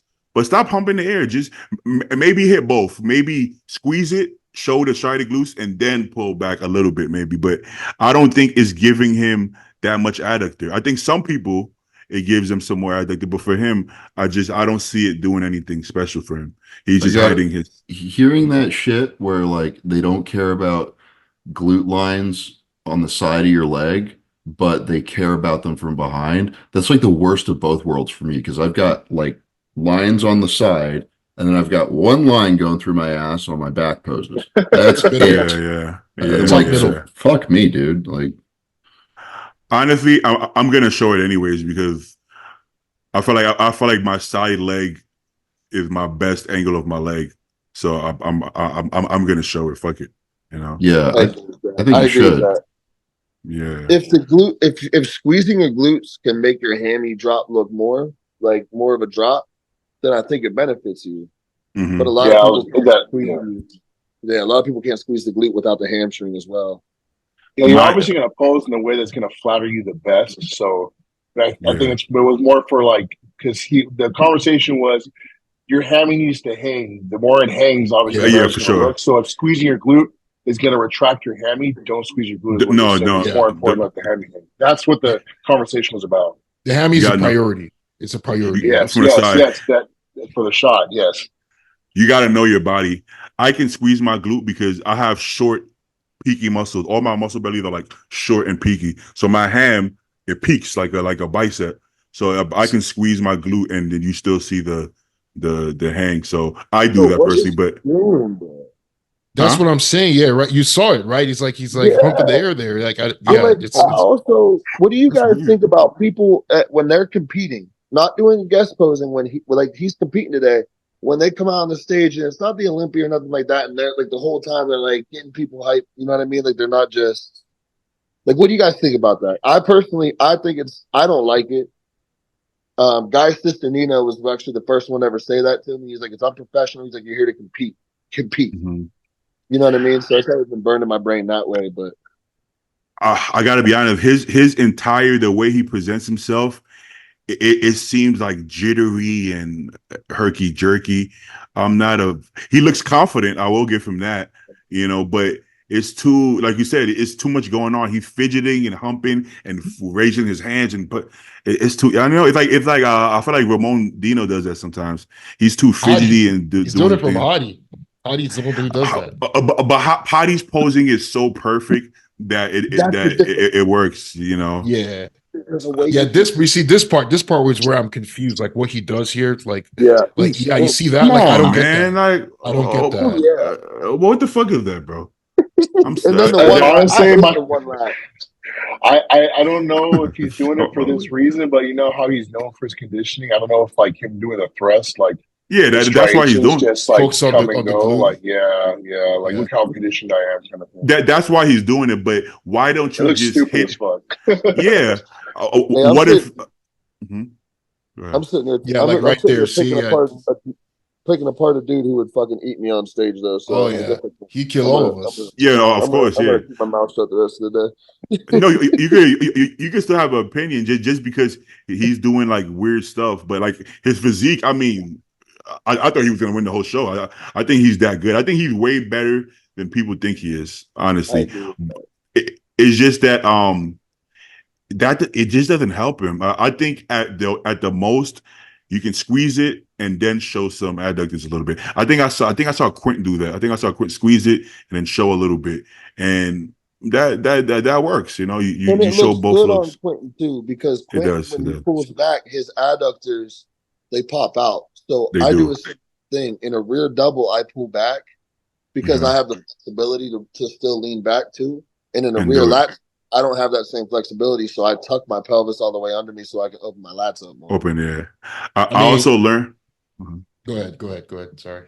I also learned that you can squeeze your glutes like 50%, and then you won't hide as much adductors, because the harder you squeeze it, you kind of hide the adductors more. If you watch if you see Nick Walker or like Regan Grimes, they kind of give it like, Nick probably gives it like 50%. Regan gives it like maybe like 30%, just a little flex, and then he's kind of, you know what I'm saying? So his hips aren't shot forward and squished together. Justin actually had me change that for because I used to squeeze them real hard forward, and it would take away a lot of my adductors. And I have pretty big adductors. And so he said, for this show, I want you to do, like you said, the 50-50. He's like, only squeeze enough to show. He's like, your striations are going to show regardless, but I want you to focus more on clearing that space. Like, you wanted me to close the gap. Yeah. If you're peeled, you're peeled. Okay. Brady said it perfectly. If you have it, it's there. And if you don't have it, squeezing it harder won't make it, you know what I'm saying? Yes. If I don't have any length in my glutes and I'm squeezing 100%, I'm not getting more. So you're better off just giving. We talked about with all the posing, right? When guys are sweating and they're like this, and we're like, bro, you think if you squeeze your biceps harder on a front double, they're gonna look bigger? Like, they look exactly the same. So none of your posing, besides the most muscular, should be anywhere close to 80-90%. You should only be given maybe 70%, think about your legs first. So squeezing harder doesn't help, besides maybe that one most muscular. I learned this from personal experience because I pose a lot harder, and I never posed soft on stage until I got third motherfucking call out to Cal Pro. And I did, bro. When I tell you, I literally barely, I didn't even think my legs were squeezed. And then I watched the video and I was like, my posing looks so good. I'm never going to squeeze that hard again if I still act like, because in my head, I was like, fuck this. I want to go home. Like, I actually talked to Brady about this on literally that Sunday after the show. Okay. Cause this is my pro debut. So I'm in the back watching, and when I pose, the only one that I'm squeezing hard at all is the most musculars for myself. And I'm watching everybody in the top 5 drenched and like fucking shaking like crazy. And I'm like, I was always taught not to squeeze so damn hard. No. Like, you're wearing yourself out. It's like with excitement. Yeah. I mean, that's why I was trying to convince myself it was, but I'm like, man, these guys are like fucking like hard. And I even heard that dude Mike Van Wyck talk about that. Like, you're not supposed to squeeze and shake. It's just flex the muscle, and you don't wear yourself out. You don't breathe heavy. You don't sweat like crazy. You're not getting any more out of your muscle. But the posing routine, like, because you're not breathing heavy, you're not losing your gut, so it just like the whole package just looks better. Dude, you don't really, Stu. You never really shake too much when you're posing too. I mean, where do you take that? Like, how much percentage wise? How much do you think you? I'm sorry, I was getting food. I'm back now. Yeah, I mean, I'm mostly focused on. There's certain muscles that I'll lose that are, I think they're tight or bound up or have a shit connection with them. Like my left quad, I'll relax that. I see that in pictures all the time. And then there's like no separation there. Or like my right bicep, there's certain shit that I really have to focus on to keep it posed. Everything else just kind of falls into place for the most part. Yeah, but if I'm flat, then it's hard to pose, but I'm usually not flat on stage. So like, I've actually only been full on stage that Tampa show. That's the only time I've ever felt full on stage in my entire life. One singular time out of like 20 shows. Oh, bro, I'm never full. Ever. It's like the amount of food that it takes to fill me out too takes away what makes me good. It's my waist and my backing. Yeah, you gotta be careful with that. Careful. All right, let's go. Say with Stefan, man. He from what I've heard, and back and forth with him a little bit about like ways that he handles people who peak, like being like, it's a whole different take than I've heard, and I'm interested to see how it goes. But Yeah. there's like a couple of things he likes to I can't remember what it's called, but it's like something for like blood flow, and I mean it's going to be an interesting Oh peek my out. god. Funk Oh of food. man. I got a little bit more food. Oh my goodness. I was so anxious. I can't. Yeah. I would because I'm losing my eye. I don't know what I look like, so I send the picture. I was like, I think my back looks soft. You know how you get in your head. Oh, he's gonna drop the food. I'm like, I have no food. He can't drop it. What are you gonna drop? I'm like, but yeah, he got a little food, and I think less cardio. Less cardio. Wait, Less USA's cardio. Remember that 5 weeks? 5 weeks now? USA's 6 weeks. 6 weeks? Damn, it's fine. Less cardio is gonna be hard for me to do mentally. I'm gonna follow it. Because I've done it myself plenty of times. That didn't work out. So I'm gonna follow it, but cutting back cardio to an hour is gonna be hard for me because An hour? cutting it back to an hour, yeah. Putting it back to an hour? Maybe Yeah. what sometimes he does because you're like 5 weeks out. What he's going to do is he 6 weeks. gave you more food, or 6 weeks. So he at this point, what's happening is you're flat. So he's going to feed you up. He's going to reduce the cardio, and you're going to push again. So he's probably going to do this. I don't know how many days, like 3 days, Oh, probably. Probably less than that. For me, probably 1 day. Let me see. When you tell you to check back in. He's gonna give you a little hope and then pull it out from under you. Oh, Yeah, yeah, 2 what he's days. 2 days. Yeah, see, By the so way. it's usually 2 or 3 days, and then he ramps it back up, and then you're fucking firing. But then the cardio usually doesn't go back to that peak of whatever you Really? were. I think it was 2 hours. Typically, it doesn't. Oh, It's like, but oh, look, man. it's like, so yeah, this is that, exactly yeah. what. So he got you to that point where you're really flat, feeds you up, and then the metabolism become a machine. So you still have to. You're probably going to end up doing like it'll probably taper you back down to like I would say 80 minutes after this. That's And easy then- money. That's light yeah. work. That's like, But for me and Ken, because you've dug so deep, he got you to where he wants you to where you're going to start being able to be refed a little more here and there. He does the same with me. That's And beautiful. that food will increase insulin sensitivity as well. Yes. Yeah, And yeah. on top of that, you're getting a leptin spike, which is a hunger hormone. Yeah. And when you spike that leptin, I guarantee you after today or tomorrow, whenever you have that high day, you're going to be 100 times more hungry. And then when you go back to lows, you're going to be starving. And Well, it's all like it's funny you say that because I've been on about 1,300 calories. So what do people say when I tell them that? Oh my God, you must be starving. I'm like, nah, no. I'm only starving after I get carbs is when I'm starving. Right? There's mental starvation and physical starvation. Your body has to be physically starved. Oh to yeah, where no, this no. becomes a machine. Yeah. So yeah, you won't be able to. You won't have to do that again. But No. you're gonna get close to it. Just never that low now. You've done the hardest part. It's not the hunger like I want more food because I'm hungry. It's like I want more food because I'm tired, right? But also this is why for me I have to work with a coach who knows my body, right? How do you know if I'm flat? Every YouTube video, I'm flat. Everybody's like, stop saying that. You're full. I'm like, no, I'm you round. probably hold a film. Do you hold a film and you're not? Yeah. Yeah, but thing is, I'm He's round. black flat. Yeah. Exactly. Exactly. No, Yeah. that's literally, I didn't want to say. Yeah, bro. I could actually see when you're flat, baby. Like the Oh, one so you you- just posted where you shouted out crazy wear and then the bio lab. Yeah. You look can- flat, yeah, but I see? know what your muscles look like. Like you have those round muscles, but they're Exactly. deflated. They really are. When you So- lose that 3D effect, but you still Yeah. look full, but you lose the 3D pop. I know what you mean. But I got into an argument with a guy in the gym telling me that no, I'm full. I'm like, what are you talking about?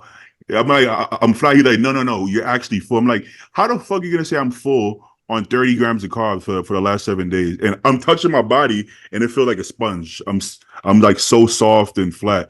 He don't understand that being round is genetic. You know what I'm saying? You can be full. Omar, that we just looked at, he was probably full of the house, but he's not round like Tonio. And Tonio doesn't have to be 100% full to look round. So Yes. I'm round. Yeah, I'm still flat. I'm just round. You know, Who else but is what, like the muscle the muscle projects out. Like I know what you mean. Like it looks full if you look at the person, but like it's not projecting out. Like that's when I know I'm flat. Like I look full just regular, but I don't have that projection all over me. Exactly. It's like Andrew Jack, bro. That motherfucker will never look flat, but he gets flat too. Exactly. And then you got to keep in mind, it's a pose. I just posted a side chest. I'm posing, so I'm like fucking like this. So yeah, so if you're around and I'm like this, if I'm just standing there in the gym without a pump, I'm not gonna look, like that anyways, So it's one of those things you have to understand it. One thing Compton notices is when I'm flat, what'll happen is I'll look leaner in some body parts, and in some body parts I'll look softer. So that's a telltale sign that okay, your quads are getting feathered, but your glutes look soggier because that's telling you because you have no projection, So or like my abs get flat too, like get a loose separation in my abs. So that's something. Yeah, see, for me, it's always my quads. That's how he knows. He's like, okay, once they start feathering and stuff, I'm kind of have an idea of where you're at. My back gets shredded before anything, and then my front slowly comes in after. It's funny how different everybody is because my back, I'll be inside out and like I'll even right before Cal Pro, like we were like 10 days out and I'm like, I'm not there yet. And everyone's like, what do you mean? Like, look at your hands, your quads, your glutes. I'm like, my back isn't separated like it normally is. I'm telling you. And then like 3 days out, that's when I finally was like, there it is. Yeah. People get bamboozled by that, right? They'll think somebody is shredded because of one body part, right? It's like, well, his glutes are in, so he must be. I think somebody said that. Who did we have on last podcast? I think somebody said that about Quint because Quint's glutes were in, and then I think I said that. Yeah, but we're like it doesn't. He's separated and striated, but not hard. Exactly. So like Quint wasn't shredded. He was in good enough shape to be second, but he wasn't shredded. But you see glute lines. Somebody could have less glute lines than that, like Andrew Jack. I could say Andrew at the Arnold was more peeled than Quint, but he didn't have, glute striations. So there is a difference. It's such a bitch. Like I don't know if the judges understand the difference sometimes. I don't think a good judge knows what condition and thin skin looks like when it's moving on stage, but I'm not sure all of them do. No. Especially the casual bodybuilding fan. I remember when Andrew beat Martin at Texas. How long ago? 2 years ago. Yeah. I went to the gym and this guy was like, "You saw that? Yo, Andrew was peeled. He beat Martin on condition." I was like, "What?" No, I hated the Andrew won that. I was like, die by this. No, but he didn't say he beat him. He said he beat him on condition. I said, whoa, he beat him off of anything but condition. He was bamboozled because this is a gym bro that follows bodybuilding. So he's looking at his abs. Andrew's chest had lines in it. And his abs, he had the best abs. I think we at that point we'd never seen abs like that. Period. So he's bamboozled. Like look at his chest and abs. He even had quad feathers, which is funny, right? He had lines in the quad. So uses from the back. Yeah, so it's like, oh, he's more peeled than Martin. I was like, no, not a chance. Martin was peeled, bro. His glutes. It's just that it looks different though. He's also black, and then one person. So it's so much differences, but we know who's in better condition. But Martin doesn't have crazy abs. So standing in front, the average person would be like, well, look at Andrew's abs. He must be, you know what I'm saying? So he bamboozled everybody that show. Andrew is great though. But that's all well and good. If your gym bro doesn't know what the fuck he's talking about, great. But if the judging panel needs to know. I'm not sure they do sometimes. That's why I like when like the New York Pro, the same thing happened, right? Martin was actually significantly more conditioned than Nick. But in the pictures when it came out, people were like, "Oh, Nick is like killing him in condition and all that." The grainy fucking iPhone pictures from 10 rows back, yeah. And then even Tyler had to come out during the actual analysis and say like Martin was actually like peeled, like he was peeled. So sometimes it's like people when you see some people translate a lot better in photos than other people. Like I feel like Martin doesn't translate very well when it comes to pictures and video. Compared to I know what you mean. Yeah.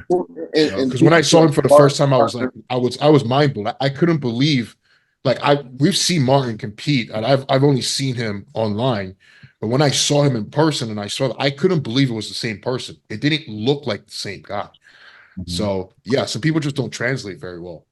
Hey guys, I gotta get out of here. Okay. Oh yeah, do your thing, Stu. Do your thing. All right. See you later, Later, guys. Stu. Thank you All for right, joining man. us, Brady. See you later.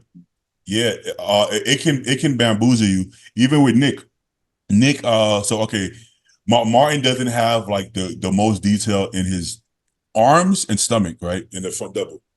Whereas Nick, he has that graininess, right? You see like the veins, even in his legs, the veins are there, the hardness. So Yeah. it's like, I see some more graininess, and it makes you think, But if we're talking about, it's different. There's a difference where Martin's hit that quad. You see that fucking them striations that pop out.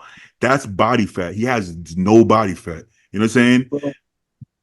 Mark my words.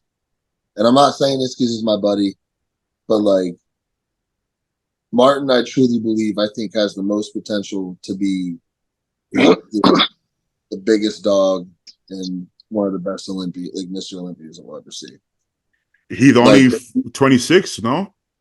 Bro, like what he can do by the time he's 32. I mean, granted, and I'm saying this because I know I got to deal with him, so that's a pain in my ass. But like, he was built to be an open Mr. Olympia. I mean, like he was built. It's perfect. Like, yeah. Well, you also know him personally, as do I, and we know his mindset. And a lot of people, I don't know if many people are aware of how fucking he's on a different level mentally. He's not showing it as much publicly. He's doing his own more private thing, but that man wants. Given his what happened in the past that made him not so loved in the public eye, I think it's best for him to be a killer behind closed doors, because what he is putting out on social media is great. It's good for leadership. It's good in all aspects, and I think he's holding himself to a certain professional level that he didn't before. And I think that's also carrying him to be more of a killer as well. You know what I mean? Like, I mean, he's just watching him grow as a human, not as a bodybuilder, as a human over this last year has been one of the more special things that I've gotten to watch in a long time. Like, he's had to overcome a lot of things and a lot of mental negativities, especially from the things that had happened that, you know what I mean? Like, but we've all been bit by the gear bug where we've just kind of lost ourselves from it. And maybe not all of us, but a lot of us have. And, you get to that level at the age he was at, it's a lot. The way that he's handling it now and stepping back up as a man and fixing it all, that's another reason why I'm like, hey, man, there's killers that, like, they might beat you, let's say, in terms like of football or anything. There's a killer who beat you on the field. But then the guy who ends up in the Hall of Fame is the guy like Cam Hayward, who did it consistently for 10, 15 years, but also was a great man behind that and took leadership as a man and took his life and professionalism as serious as everything. You know what I mean? I just see a lot of things and I'm like, man, this dude, if he keeps growing like this, we're all fucked. Yeah, well, you saying that a lot of people are not going to see it yet. A lot of people don't see Martin as a potential future Olympian. But listen, man, I've been seeing it for some time, and anytime I mentioned it, I felt like nobody really acknowledged or really cared about it. Now they're like, he came from nowhere. I'm like, no, the ones that knew. It looks like that because nobody else took him seriously. But I personally see it, and I personally like he's going to be a top 5 guy, and a lot of people are like, I don't see it, and I'm like, okay, that's fine. I can see top 5 this year. Well, that's what I'm talking about. I'm talking about this year, and a lot of people don't think he would be even close. I see it, I see it, and he's just gonna have to show everybody else. That's simple, I think the worst placing he can get is like 8. Honestly, like. I mean, the dude, he's got it. I'm really interested to see what Brett brings, though. Brett could be a wild Brett of the Beef. I didn't like the fact that people were looking at New York like, oh, this is bad for Nick that is close. You know, because I feel like that's discrediting Martin. I'm like, it's not bad for Nick. It just shows how good Martin. No, but in my mind, I'm like, it just shows how good Martin is. It's not like, well, maybe Nick isn't that good. I'm like, no, Nick is that good. Yeah, Nick is that good. I just think Martin is also that good. I think that's the point people missing. People don't realize that like the top 5, top 3, when you put them in a show. Listen, the top 10 in general is relatively close. Like we're talking very close.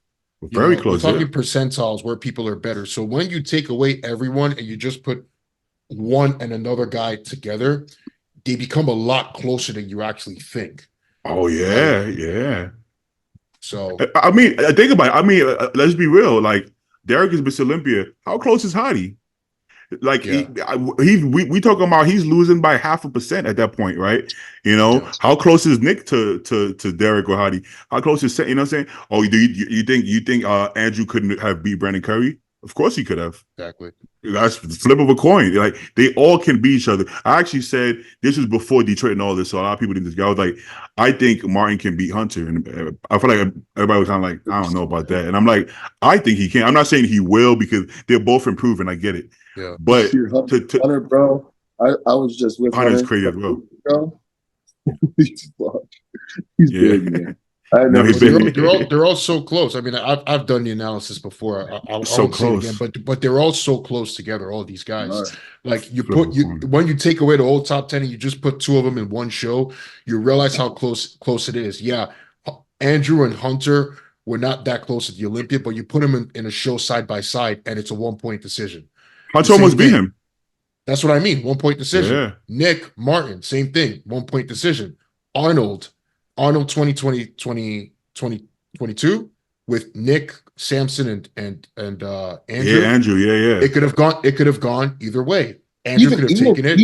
21, no one would have complained.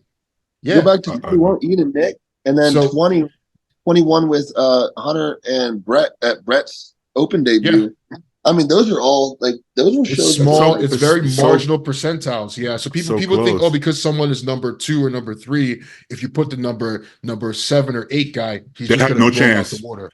That's not how it is. That's not how it Fuck is. That. Oh, but I actually forgot about that, bro. That show, I thought I wouldn't have been mad if Brett would have beat Hunter. You know, I gotta be honest. Listen, I was there in person. I had Brett winning that show. And I love him. No shade either of them, but hey. And then Hunter is a top 5 guy. So to prove Ken's point, all this shit is so close that we can't just think just because this person is 3rd, that means nobody. That's not how this shit is. We're talking about very small percentages. Any one of these top 10 guys can beat the next guy, bro. I mean, look at today. Crizzo's number 7 in the world. Crizzo came 3rd. We're not even second. You're right, 3rd. He came 3rd. Beirut and Bonac beat him. So That's a big deal. Dude, it's closer than people think. It's not like these percentages are so big. They're very, very close. I never loved his look, though, to be honest with you. I kind of like that they put him in 3 here. Me too, bro. But let me. I had somebody like, "Oh, you're a Crizzo hater." I'm like, no, I have no issue with Crizzo. I just don't think he's at that caliber. Exactly. Yeah. There's a lot of holes there, and that doesn't make you a bad bodybuilder. It's just a fact. It's observation. You know, he's just not that complete. You know, there's a lot of gaps in there. But Crizzo fans, they really he didn't go hard nail for his him. conditioning. He didn't nail his conditioning this time. Right. He's usually way leaner than this. I believe so. But see, that's also the thing, right? Like, it was like, the Olympia, it was kind of like Crizzo is too peeled. So he was losing. He was. So he must have been trying to come in a little bit fuller this show to kind of offset that, what happened in the prior Olympia. And you know, finding that balance is always hard. The posing too, man. The posing, he's got to fix that. He does. Yeah, the Olympia shot, he's not in good position. Every picture you pulled up, he is not in a good position in posing. I don't know if he was just a lot or what. Yeah, that wasn't the Olympia look was not a good look. I thought he was shredded, but he was way too flat. Yeah, way too flat.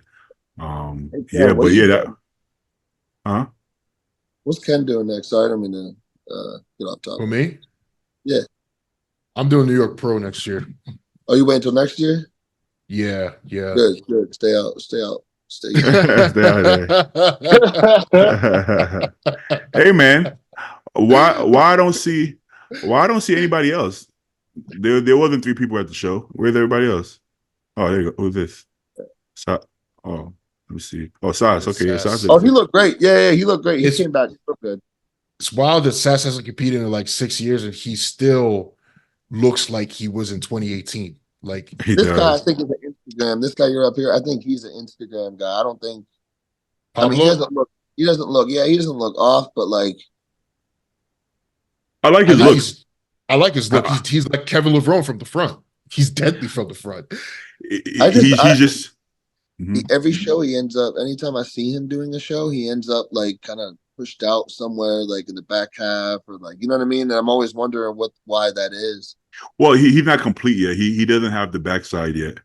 Yeah, you know, but the front side is really is nice to look at. You know, his aesthetic is round, is full, but yeah, he doesn't have the backside yet. Who got 4th, dude? Sass. Oh, that's Sass. Okay. No, that's not Sass. Sass got 4th. I don't know who this guy is. Who's Justin?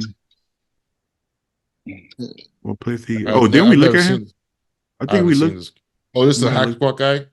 Yeah, the guy on hack squat. 9 played. Okay, and then you got a side backs too? That's a side backs? Yeah. That's you have a reverse band? Is that reverse banded? No band, bro. No bands. Bro, I need to catch up. I mean, set my shit up. Wait, so who's this? And what did I just click? Which name?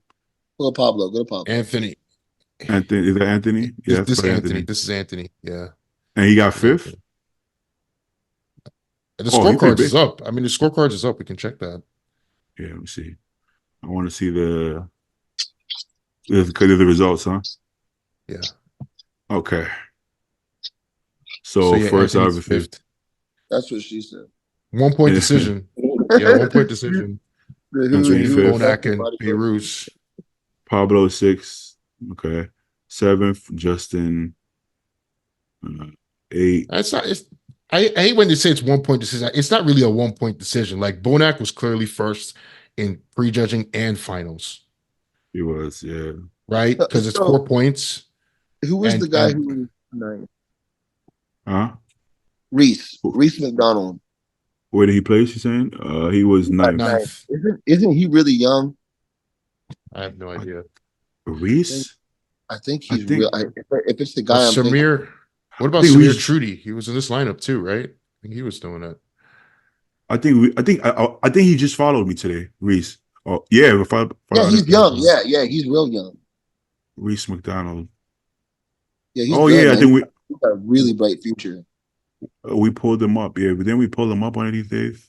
Yeah, a couple more years of density on his like chest, shoulders, arms, and everything. He's gonna be a dangerous guy. I think he's only like 25 or something, 24. Shout out Reese. Did anybody have any qualms with the results? No. That's pretty much. I was happy to see the way it played out. Me too, actually. Oh, Sas looks good in the lineup, actually. Yeah, Sas looked good. Sas looked good. Yeah, you know. I mean, Crizzle looks good from the front as well, as long as he's in the pose properly. He's the biggest guy. Hands on the biggest guy.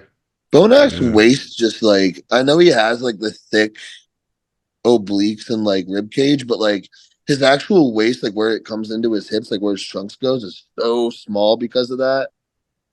Yeah. You know, it actually looks better in the videos. I feel like in the pictures his waist look wider. In the videos,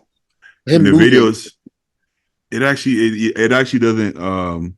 See, I guess what Ken said is right. In the pictures, I actually have Beirut's winning, but in the video, I actually think Bonac looks fucking insane in the video, right? Yeah, he really does. No, I thought the same thing. It just goes to show. Look at your neck. It just goes to show, like, bro, he's posing perfect. Yeah, I mean, he's killing him. I gotta be honest, man. It just goes to show like how good Bonac is, because 2018 Bonac would be no contest. Like it wouldn't even be close.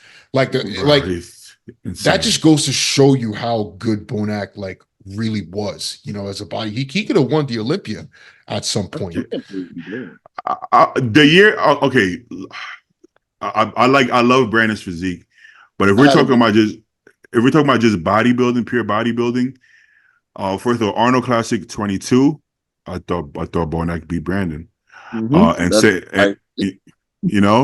Olympia 2019, Bonac was in better shape. Bonac was denser, bro. Brandon was prettier. Don't get me wrong. I like the pretty physiques as well. I think we all do. But I don't know. I still think Bonac has a really strong case for those years, man. I don't even think anybody had him winning this show. I think most people had Chris or Beirut. Yeah, I think I have. People had him like, people had Bonac like 4th or 5th. That was the consensus, because it's kind of like he was. I think is he officially, like, is this his official last year? Because I think this, like, he's just coming back for this year, right? I don't think he's. Hey guys, I gotta hop up here. Oh yeah, do your thing, brother. All right, Brady. Thanks for coming on, Talking to you, brother. Yeah, thanks for coming on. Meeting you, bro. Great to officially meet you, brother. Thank you guys. I'll be back on soon, so thank you. Yeah, for sure. Yeah. Later. Yeah, with Bonac. Bonac. The thing with Bonac, though, it's like, how often do you see a bodybuilder start to decline a bit and then get their shit back, their oomph back, that second win, like you were about to say, Not often. So rare. Dexter Jackson did it. Technically, I guess you could say Jay did it for that Olympia. Like, yeah, you can say, yeah, that's true. But it's very, very rare, man. Listen, man. This really excites me for whatever reason. This really excites me because I love seeing shit work out, because it seemed like he's on his way out. He's on a decline. His placing's going down. That's it. He's gonna ride off into the sunset, like we've seen happen so many, like Rolly. It happened to Rolly, But then boom, he gets his second win and he beats two of the best. These are quality guys. We're talking about, Crizzo was top 7, and Crizzo was, Crizzo was off, not condition wise, but he wasn't his best, and he was 7th place. And this guy is beating him. Beirut, he can beat anybody. Beirut is that fucking good, and William beat him, and rightfully so. So I'm really proud of him. Not for nothing, man. He's the only guy representing Ghana right now, Game time. Ghana. He got Ghana on the map now, bro.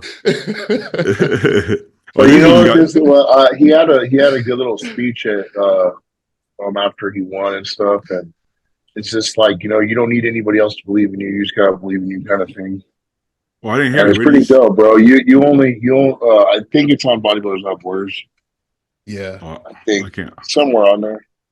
But he, like, you set your own limitations to what you can do. There's some things that's like, there's delusion and stuff, but like, I think when your time is up, and so like to prove, like, not only to yourself but everybody else, like, you don't know who I am, kind of thing. I think it's pretty bad. That one. Second, you missed it, Brady. Up. Huh?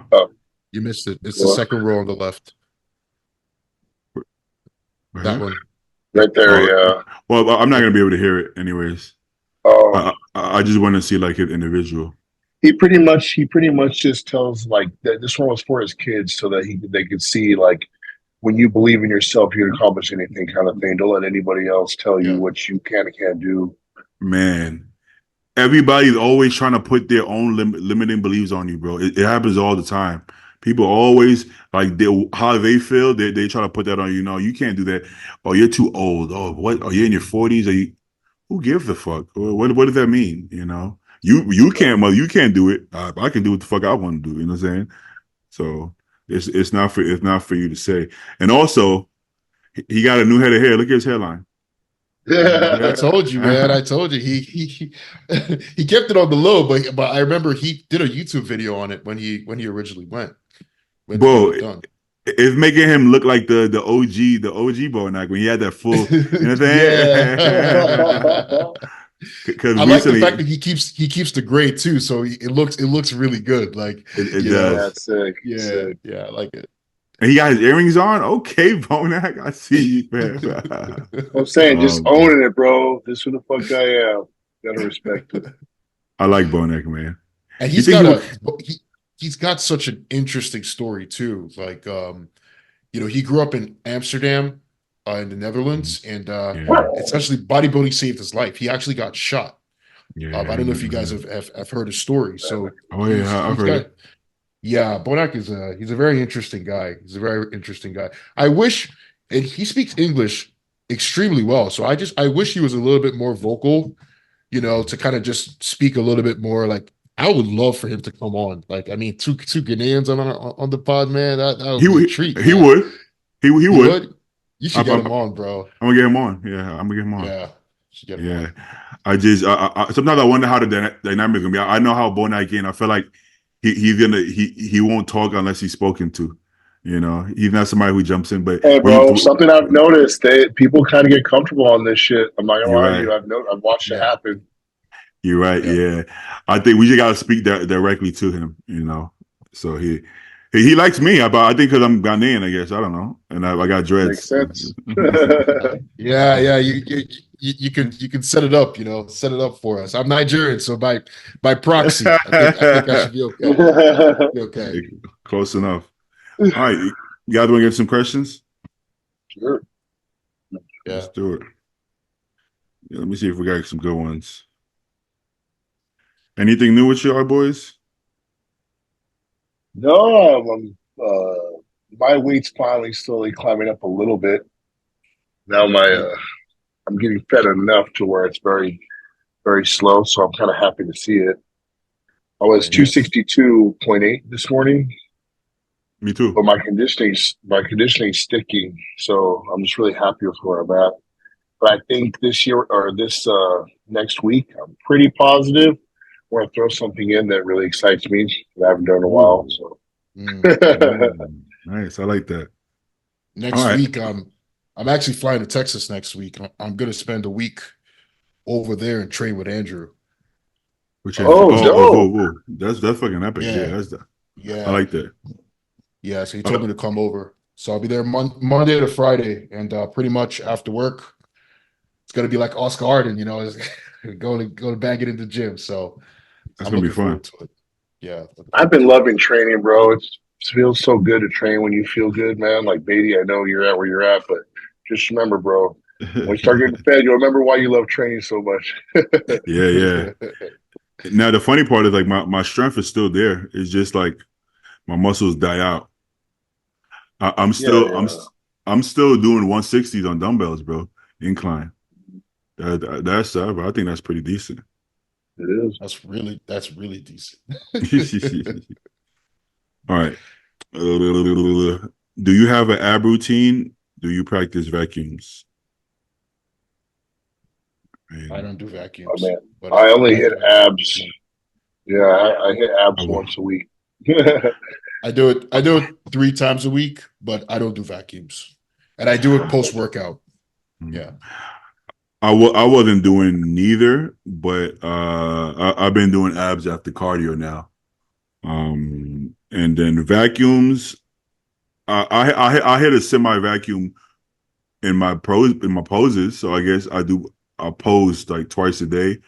So technically, I'm practicing. I'm not practicing vacuums on their own, but when I practice my posing, I'm pulling a vacuum. I guess I don't know. Have you guys ever done abs on? Oh, sorry. No, you're good. I was gonna say, have you ever done abs on the lat pull down machine? What do you mean? So like the cable lat pull down, so you face opposite, and I'll do the underhand mag grip, and it's almost like you hit the ab and thigh every time you do it. Yeah, it hits really well. Joe, you don't know the one you could do? You could do it on the tricep pull down. That's what I do on the cable, but use the long tricep rope. Put your hands in it, so it becomes like an actual crunch. Like yeah. So dude, the loops, the one with the loops. Yeah, the loops just go right through your arm. Oh, okay. It's like, dude, it's so good, so good. Now, this kneeling on the floor. No, standing. Do it standing. Okay. Back, yeah. It's like I do it standing. People do it standing with the rope. I've never done the elbow thing, but that's pretty much what we wanted to do. We wanted to eliminate because it really just digs those elbows deep in, like you're doing a true ab and thigh. I think the best way to hit abs is to do an ab and thigh. Really, that's where you get that peak contraction. Like really. I usually do it with the rope standing up, just straight down. That's my go-to.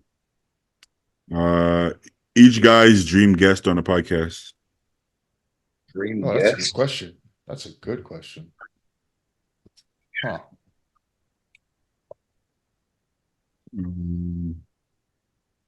For the most part, I feel like I've gotten almost everybody I've wanted.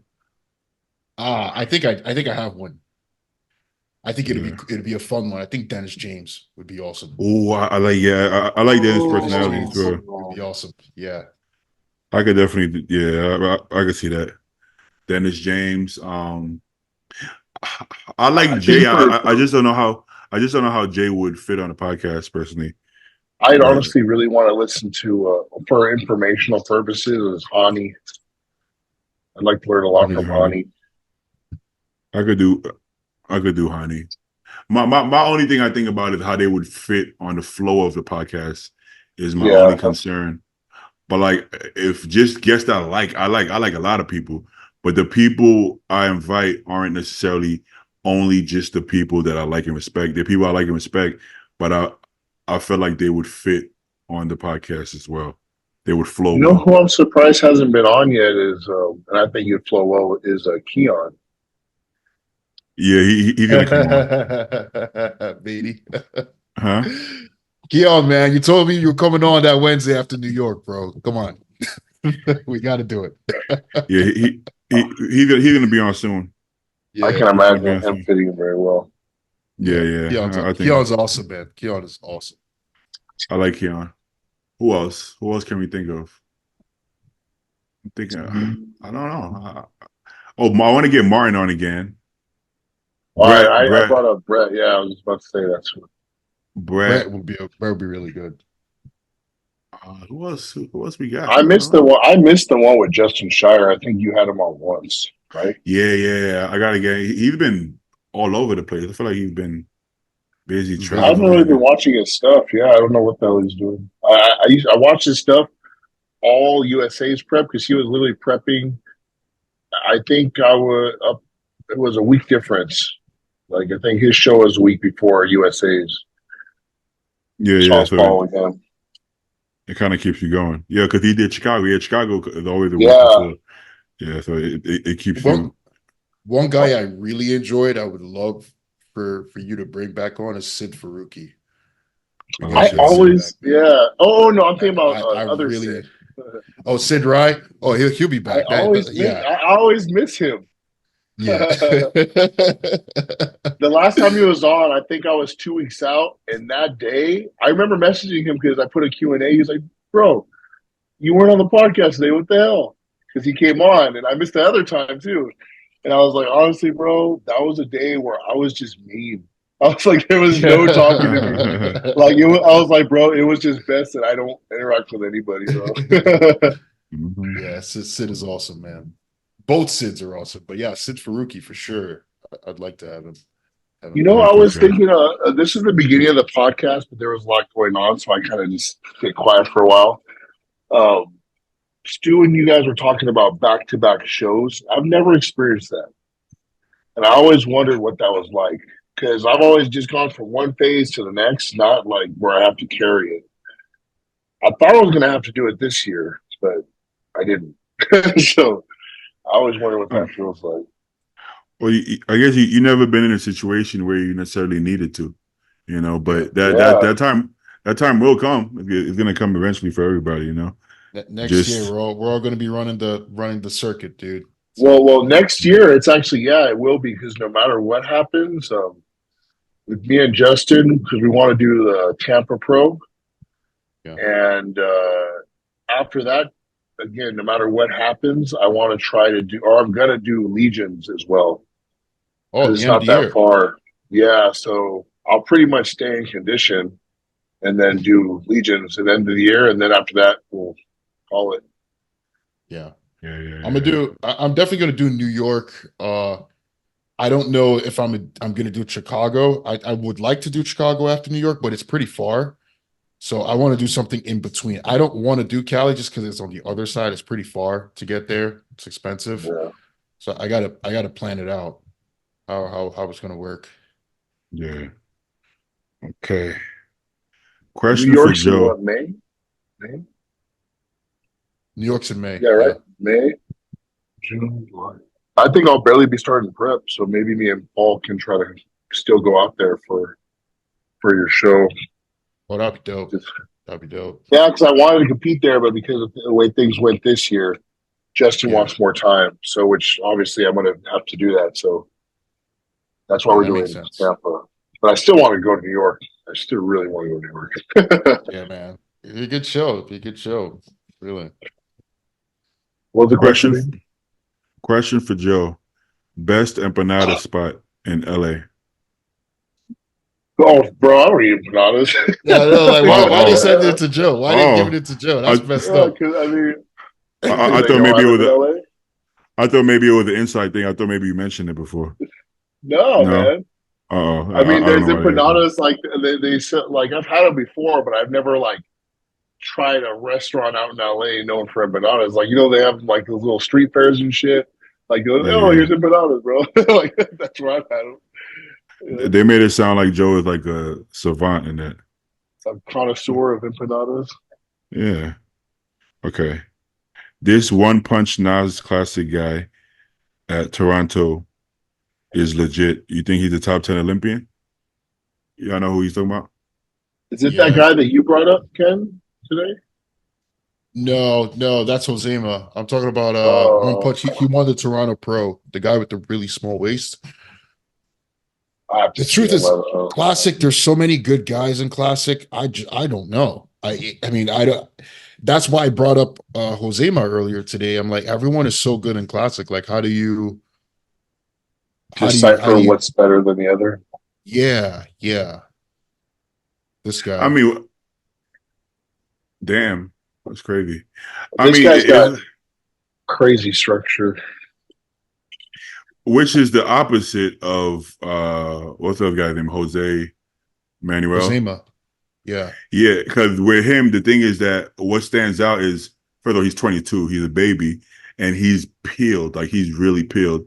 But honestly, like his flow and shape and muscle bellies are not really that good. Not like this guy. This guy is, I mean, he's in condition as well, but his flow, muscle bellies, roundness, shape, waist is completely insane. I would, it's funny Ken sent that because I would be raving about this guy more than I would be raving about Jose, even though I think he seems to get a lot more love. This to me is way more classic and way more impressive, personally. Do you guys know where his weight cap is or what his weight is? Who? This guy? He don't look that heavy. Yeah, I don't know. He don't look that heavy.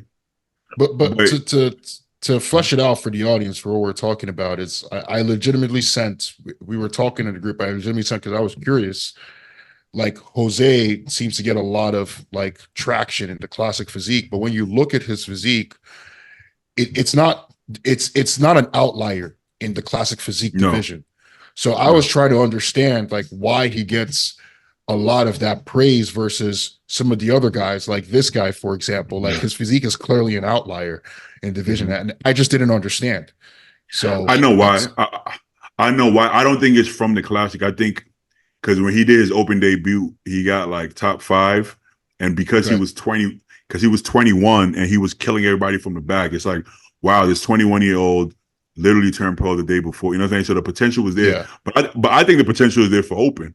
I actually don't think the potential is there. He can't get any bigger, and he's not round and full. He don't got these kind of proportions. So I think he actually has a lot more potential in open, being that young and that ahead. But like you said, in Classic, I don't actually think, with all due respect, I don't actually think he has nowhere to go. He can't get bigger, so that's why I asked about this guy, because I mean, take someone like Urs, who is not going to ever be better than top 3 in my opinion, because he can't improve. There's nothing, so that really matters. It doesn't matter how great your shape is to a point. If you can't improve on the things you need to improve on, you're not going to get better. No. Well, the good thing about this guy is he doesn't really need to improve any body part, right? So what he can do is get a little bigger, and regardless of his weight cap, he can get bigger because he can be sharper. He could be even if he's like Jose's condition and his glutes was peeled all the way to the hams, he would be lighter, which means that he could add more tissue and still make weight, right? Even if we don't know his weight. So this guy can improve, and he's already fucking flawless physique. So I think this guy's ceiling is really fucking high, man. Yeah. This Yeah, is like, it's picture Yeah, perfect this- with a little more muscle on it. That's it. yeah, this guy should be Shit. getting a lot more praise than it seems to be going on. I agree. Damn, don't grow your legs anymore though. Holy fuck. That's why I asked about the weight cap, bro, because I was like, man, if he brought up his upper body to match those legs, he's something else. Well, the crazy part is upper body is good. It's just that his legs are so right. Because like you look at upper body, like he has good shoulders. I guess you could use more arms, but honestly, in classic, they don't seem to really give you points for arms. He's arm dominant. He's arm dominant. Like, look at that pose with the most muscular he did. His torso is very small. He's an arm dominant guy. But then he does have a good back as well, and good. Yeah. I mean, to be honest, I think his proportions are perfect. He's got no flaws, bro. He's got no flaws. No. We're cherry picking here. Because even though I'm saying his legs are huge, it's still not throwing off his symmetry. He still looks very good. It does, right? It does. I don't know. I think this guy, he said top 10. I don't see why not. Are they going to make him earn his stripes? I don't know. But okay, so let me ask you, this guy versus, we're just asking him versus Rough Diesel. I still think Rough Diesel has him. I personally prefer his physique, but that's not me saying I think he's going to beat Rough Diesel. I think he has a better physique, possibly. I don't know. That's a hard. That's why I asked that question, because dude, classic, there's so many good guys. Right, I don't know how you even rate the top 10. Like, or him versus a Matt Grego, for example. Matt Grego's in top 10 too. I don't know.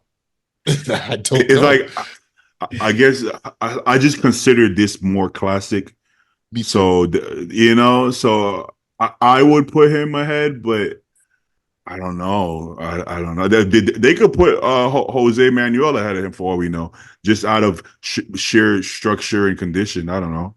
Yeah. But I personally rate him really high. We got to see what the judges think of him. I guess I guess that's the only way he's gonna do really well regardless. To be honest, I'd like to see him. I hope so. Yeah, that physique should be rewarded. Yeah, is he young? I don't know his age. I should try to get him on. Yeah, he's British, right? He's a British guy. He's from the United Kingdom, right? He's British. I think so. Yeah. We have a mutual friend, and I want to ask why. Because my mutual friend is from Brooklyn. And I'm like, why does he? So when I first saw him, I was like, is that guy from Brooklyn? Because I remember the mutual friend, and I'm like, huh. But I think it's just a random coincidence, possibly. Or he could be. I really want James Hollingshead on here. I think I mentioned that before. Oh, okay, yeah. I don't like to corner people too hard, but I asked him and he said yes. So I'll give him a little space and then I'll bring it up again. Just I'm gonna ask him. I'm gonna message him. Hey man. Yeah, all right. Let's see what we got. Maybe one more. Cause I got some food today. I'm trying to get to the eating, boy. This guy, man. I'm trying to get to that. I'm thinking to myself, I'm like, fuck, I don't think I made enough rice. After this, man, I gotta eat, man. But I'm not even gonna eat rice. I'm gonna eat cream of rice. Ross sent me some bowl of gains. Oh, he did? I ordered the sauces and then he threw it in there, which is very nice, and thank you, Ross. I appreciate that. But little did he know I don't have any carbs to eat, but I do today, so perfect. It works out. Yeah. The rest of the week I'm gonna have to just save it for a different time, but today I'm gonna try it, and I'm gonna let y'all know how it is. What flavor did he give you? Brownie batter and what's the other one? It's like a cake. Not cake. The only ones I want to try is that one brownie batter, and then I think it's called Boston cream pie or the cream pie one? Cream pie is the other one. Cream pie is the other Okay, one. see, that's one I want to fucking try. Cause Ooh. those donuts, bro. Those are my favorite God, donuts. me too, bro. I might mix it together. Oh my God. It's gonna be Possibilities some are endless. With yeah, some man. what Robin's Strand protein frosting on Ooh. Fuck a cheat meal. Just give me some good ass top. cream of Honestly, rice. bro, that's how I feel about cream rice. 100%. And Man. I have my special spoons. Anybody ever wonder what my special spoon looks like? This one. Look at me. Oh, I like that. I like that. I like where you're going with This that. is what I use for cream rice. Yeah. Let's see if he can sponsor the show. Hey, send everybody they all got Ross. food. Yeah. Say, hey Ross, you the man, brother. You the man. That's He's like, sauce, yeah, bro.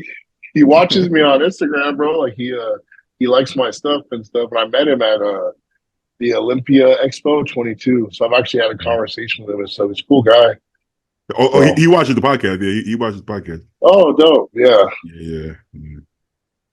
He comments on it sometimes if you look at the comment. All right.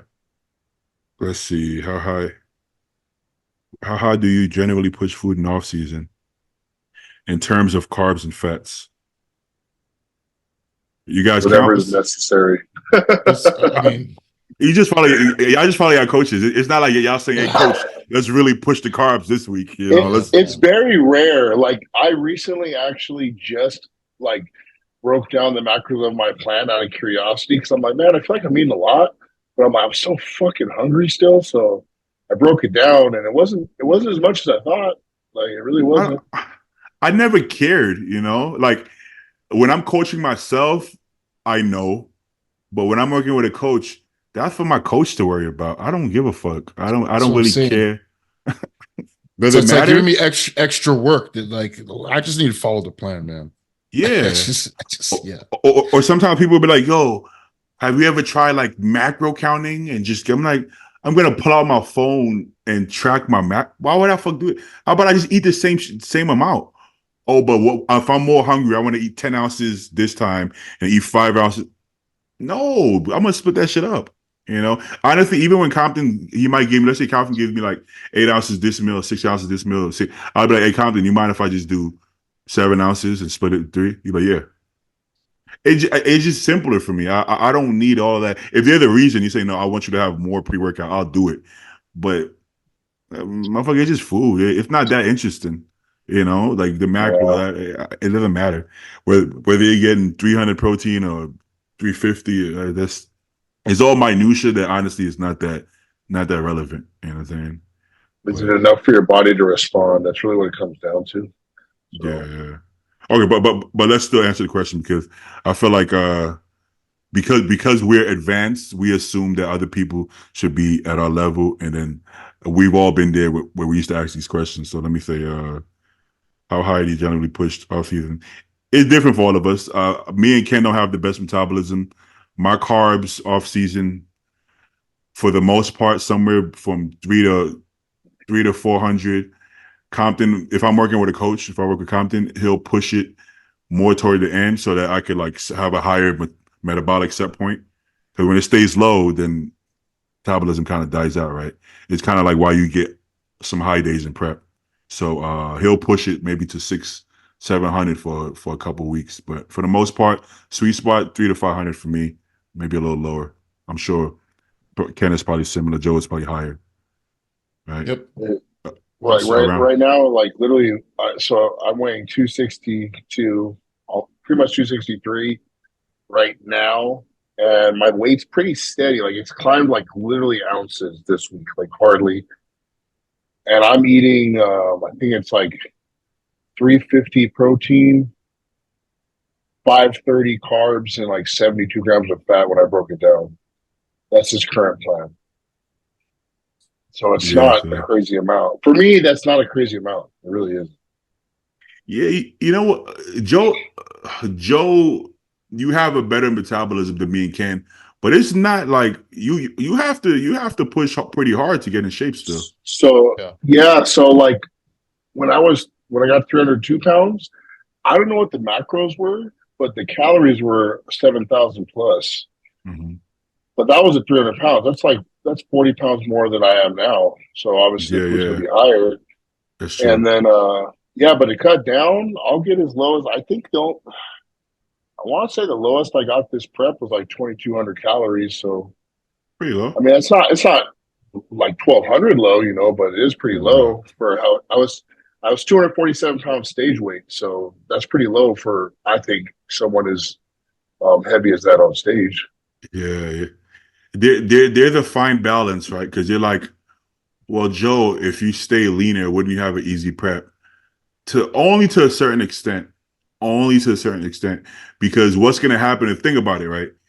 I got from 300 to 275-ish relatively smooth and easy. It's from 275 now to 262 that's been like hell. So think about that, right? If you think about it logically, so if I were to cut my off season at 280, well, the hard part isn't there yet. So I would go from 280 to low 270s relatively easy, and I'm still gonna have to kill myself to get down to 260, which already happened in the past. So that doesn't change because that's just my body. The only difference is if I don't actually push the food to a point, I might have to go even lower, right? And also, I might not make as much gains. If I'm not eating enough food to recover and train hard, then I'm losing out on gains just to have to suffer anyways. So people sometimes give me that advice. Just say like 15 pounds away from stage weight. I'm like, that I would have to eat 2,000 calories to do that. That would not be efficient, But also I shouldn't be getting up to 320. That's going to be overkill. So I guess to give people an idea, now this is again, you kind of play by ear as a coach. These are numbers based on my past that he's kind of come up with. Like literally, the game plan is to get the most out of the rebound. Right, I'm gonna do the health phase or whatever. But the heaviest weight I got to was 302 last off season, right? And but this off season, the goal is to gradually get to the peak off season weight. Justin said for me would be 290, but that's the peak off season, meaning that's the heaviest I'm going to get.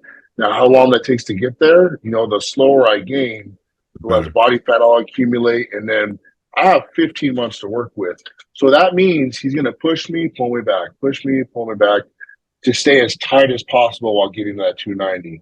So it's just like you don't have to necessarily. I've already been 300 pounds. My body knows how to get there. Now it's just how to grow efficiently into that weight and be better and tighter. But now, say you do that. Now I say I hold that 290 or say between 280 and 290 this off season. Like that's where I'm going to stay majority of the time. When I'm ready for prep, I won't have to burn out my body so hard trying to get lean by a certain amount of time. So you can probably actually push your body farther the tighter you stay, but you're still going to feel just as shitty. Like there's no getting around it. Boom. I think you can bring in a level of conditioning better than you've ever been, but no matter what, you're going to feel fucking terrible somewhere. 100%. My only goal is to try to avoid having to do 2 hours of cardio. I'm never going to be somebody who can do an hour of cardio. I know it's going to be more, but if I could avoid 2 hours, that would be the goal. I thought that was going to happen this year. And technically, I've only done the 2 hours for a week. Yeah, this was the only week it was 2 hours, actually. And knowing how Compton does his stuff, it might not even go back up to 2 hours. So I think mission kind of accomplished, I did hit 300 off season. I went over, but I didn't hold 300. I held maybe like 295-ish. I think that's fair. I'm 5'11". I think that's fair. So in the past, I've gone heavier and I didn't even have as much muscle. So I think it was overkill. Did I gain more muscle by doing that? Maybe, but on the back end, I just flattened out anyways because I fucking, So it's like, every prep's different. So like people saw, like I got 30 pounds heavier than when I did my off season going for USA's. Wait, 30 pounds. So USA's, we're getting into that prep. I got up to 274 pounds, my peak off season. Okay. Before USA's prep. Yeah. And I had to do 100 minutes of cardio for that. Okay. Yeah. This time around, I got to 302 pounds. 28 pounds heavier at peak off season, and I did less cardio. I did 80 minutes. So I cut off 20 minutes, and I was way heavier to start. So it's granted, you were heavier, but you weren't actually fatter. Because I thought the end of the off season for USA's, you might have even appeared softer because you didn't have as much muscle actually. You know, before USA's, right? Before USA, I did that 270. Yeah. I think that you said how that 290 might have actually been leaner, slightly, possibly. Yeah, well, Paul said it was too. Yeah. So it's just the way you hold it. You just hold it. Yeah. You hold like the way me and Ken hold it in off season. I think we have just as much body fat as you. We just hold it more evenly distributed. So it's like, okay, cool. My waist looks bigger, obviously, but it's not that extreme, you know. Whereas for you hold it literally like low back, you know what I'm saying? So it makes you look squatty, even if you don't actually have that much. Yeah, I hold it all on my low back and the side of my chest right here. So I get like that fat look. Like that. I actually was just watching an old video of us working out at Fit Nation. You had just started prep, and I'm like, yeah, you're holding it all in your torso, and I'm holding some in my shoulders and arms too. So I look almost the same, just fatter overall. You know what I'm saying? Whereas you just looked bigger in your torso, right? So it's just different. Like, what does Stu say? I get that Hispanic fat. He says some tire. Tie around the waist or something like that. Yeah. It's one of those things. Ken is looking tired though. Dude, I'm fizzling out, bro. It's good to have. I missed Ken, man. Yeah, I messaged Ken earlier in the week. Hey, man, how you been? I mean, to be honest, man, I it's like I miss all of y'all. I like talking to y'all, bro, on the podcast. Yeah, you know, the only difference now in prep is that when I wake up the day of the podcast, even though I've been looking forward to it the whole week, when I wake up, you know how it is. It takes a while. So I wake up kind of in a bad mood. I got to piss so bad, but I'm walking slow and I go on pit. It takes a while and you kind of like, oh. But the actual podcast, once I sit on and start talking, I fucking love it.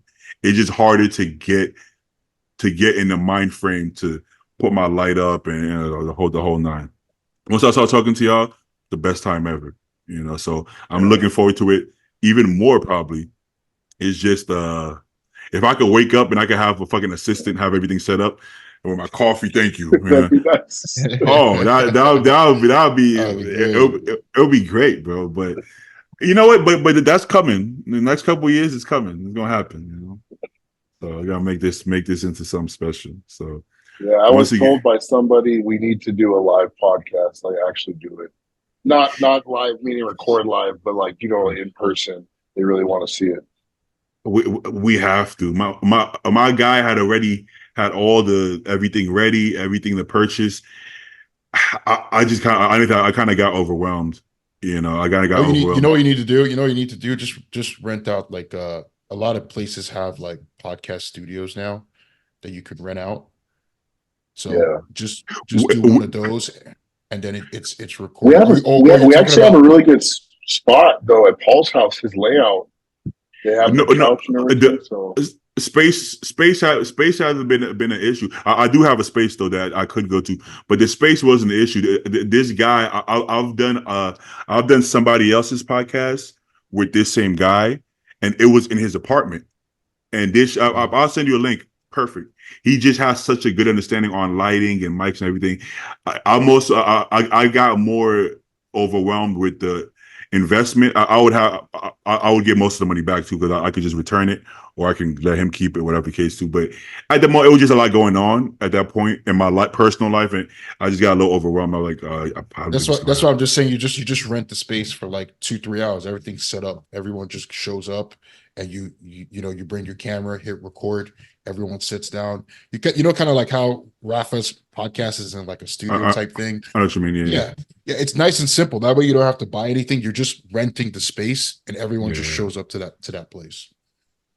Wait, so who's running the equipment though? They'll have a guy. That's why you're renting the whole place. Oh, they have a guy for you? Yeah. That's how they doing the podcast, these podcast studios. A lot of places now to do that. I did a podcast with Janicki in a studio, but I think he had his own guy setting it up. But I'm sure it's the same difference. I mean, regardless if they give the person or I pay the person, I guess same difference, right? Same idea. I just got to do it really more than anything, you know. Yeah. But we're gonna do it, bro. We're gonna do it. We're all gonna be in Vegas. We're all gonna be in Vegas. We're all gonna be in Dallas. I think Vegas.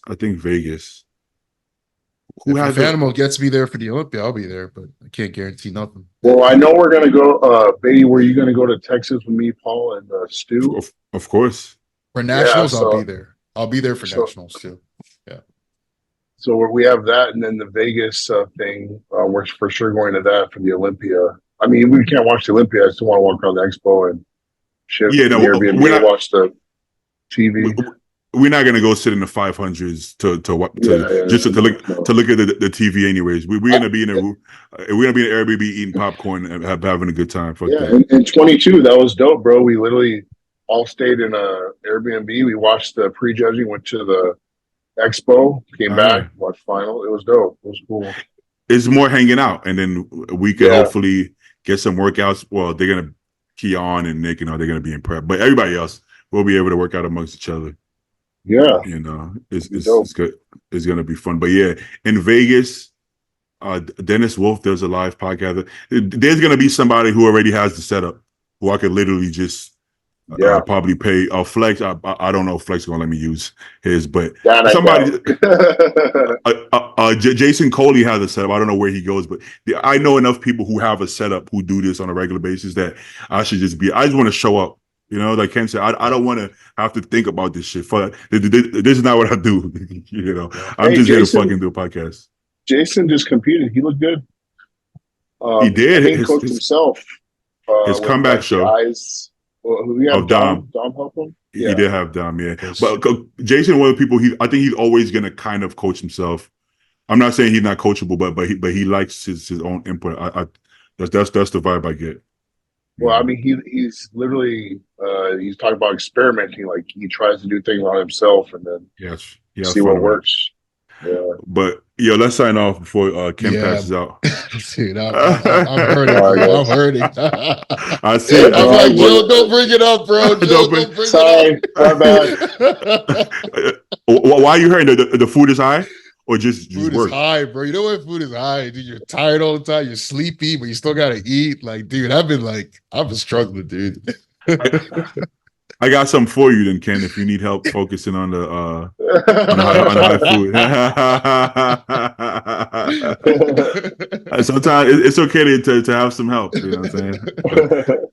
All right, gentlemen. Thanks for coming on as always, boys. Man. All right, catch you Later.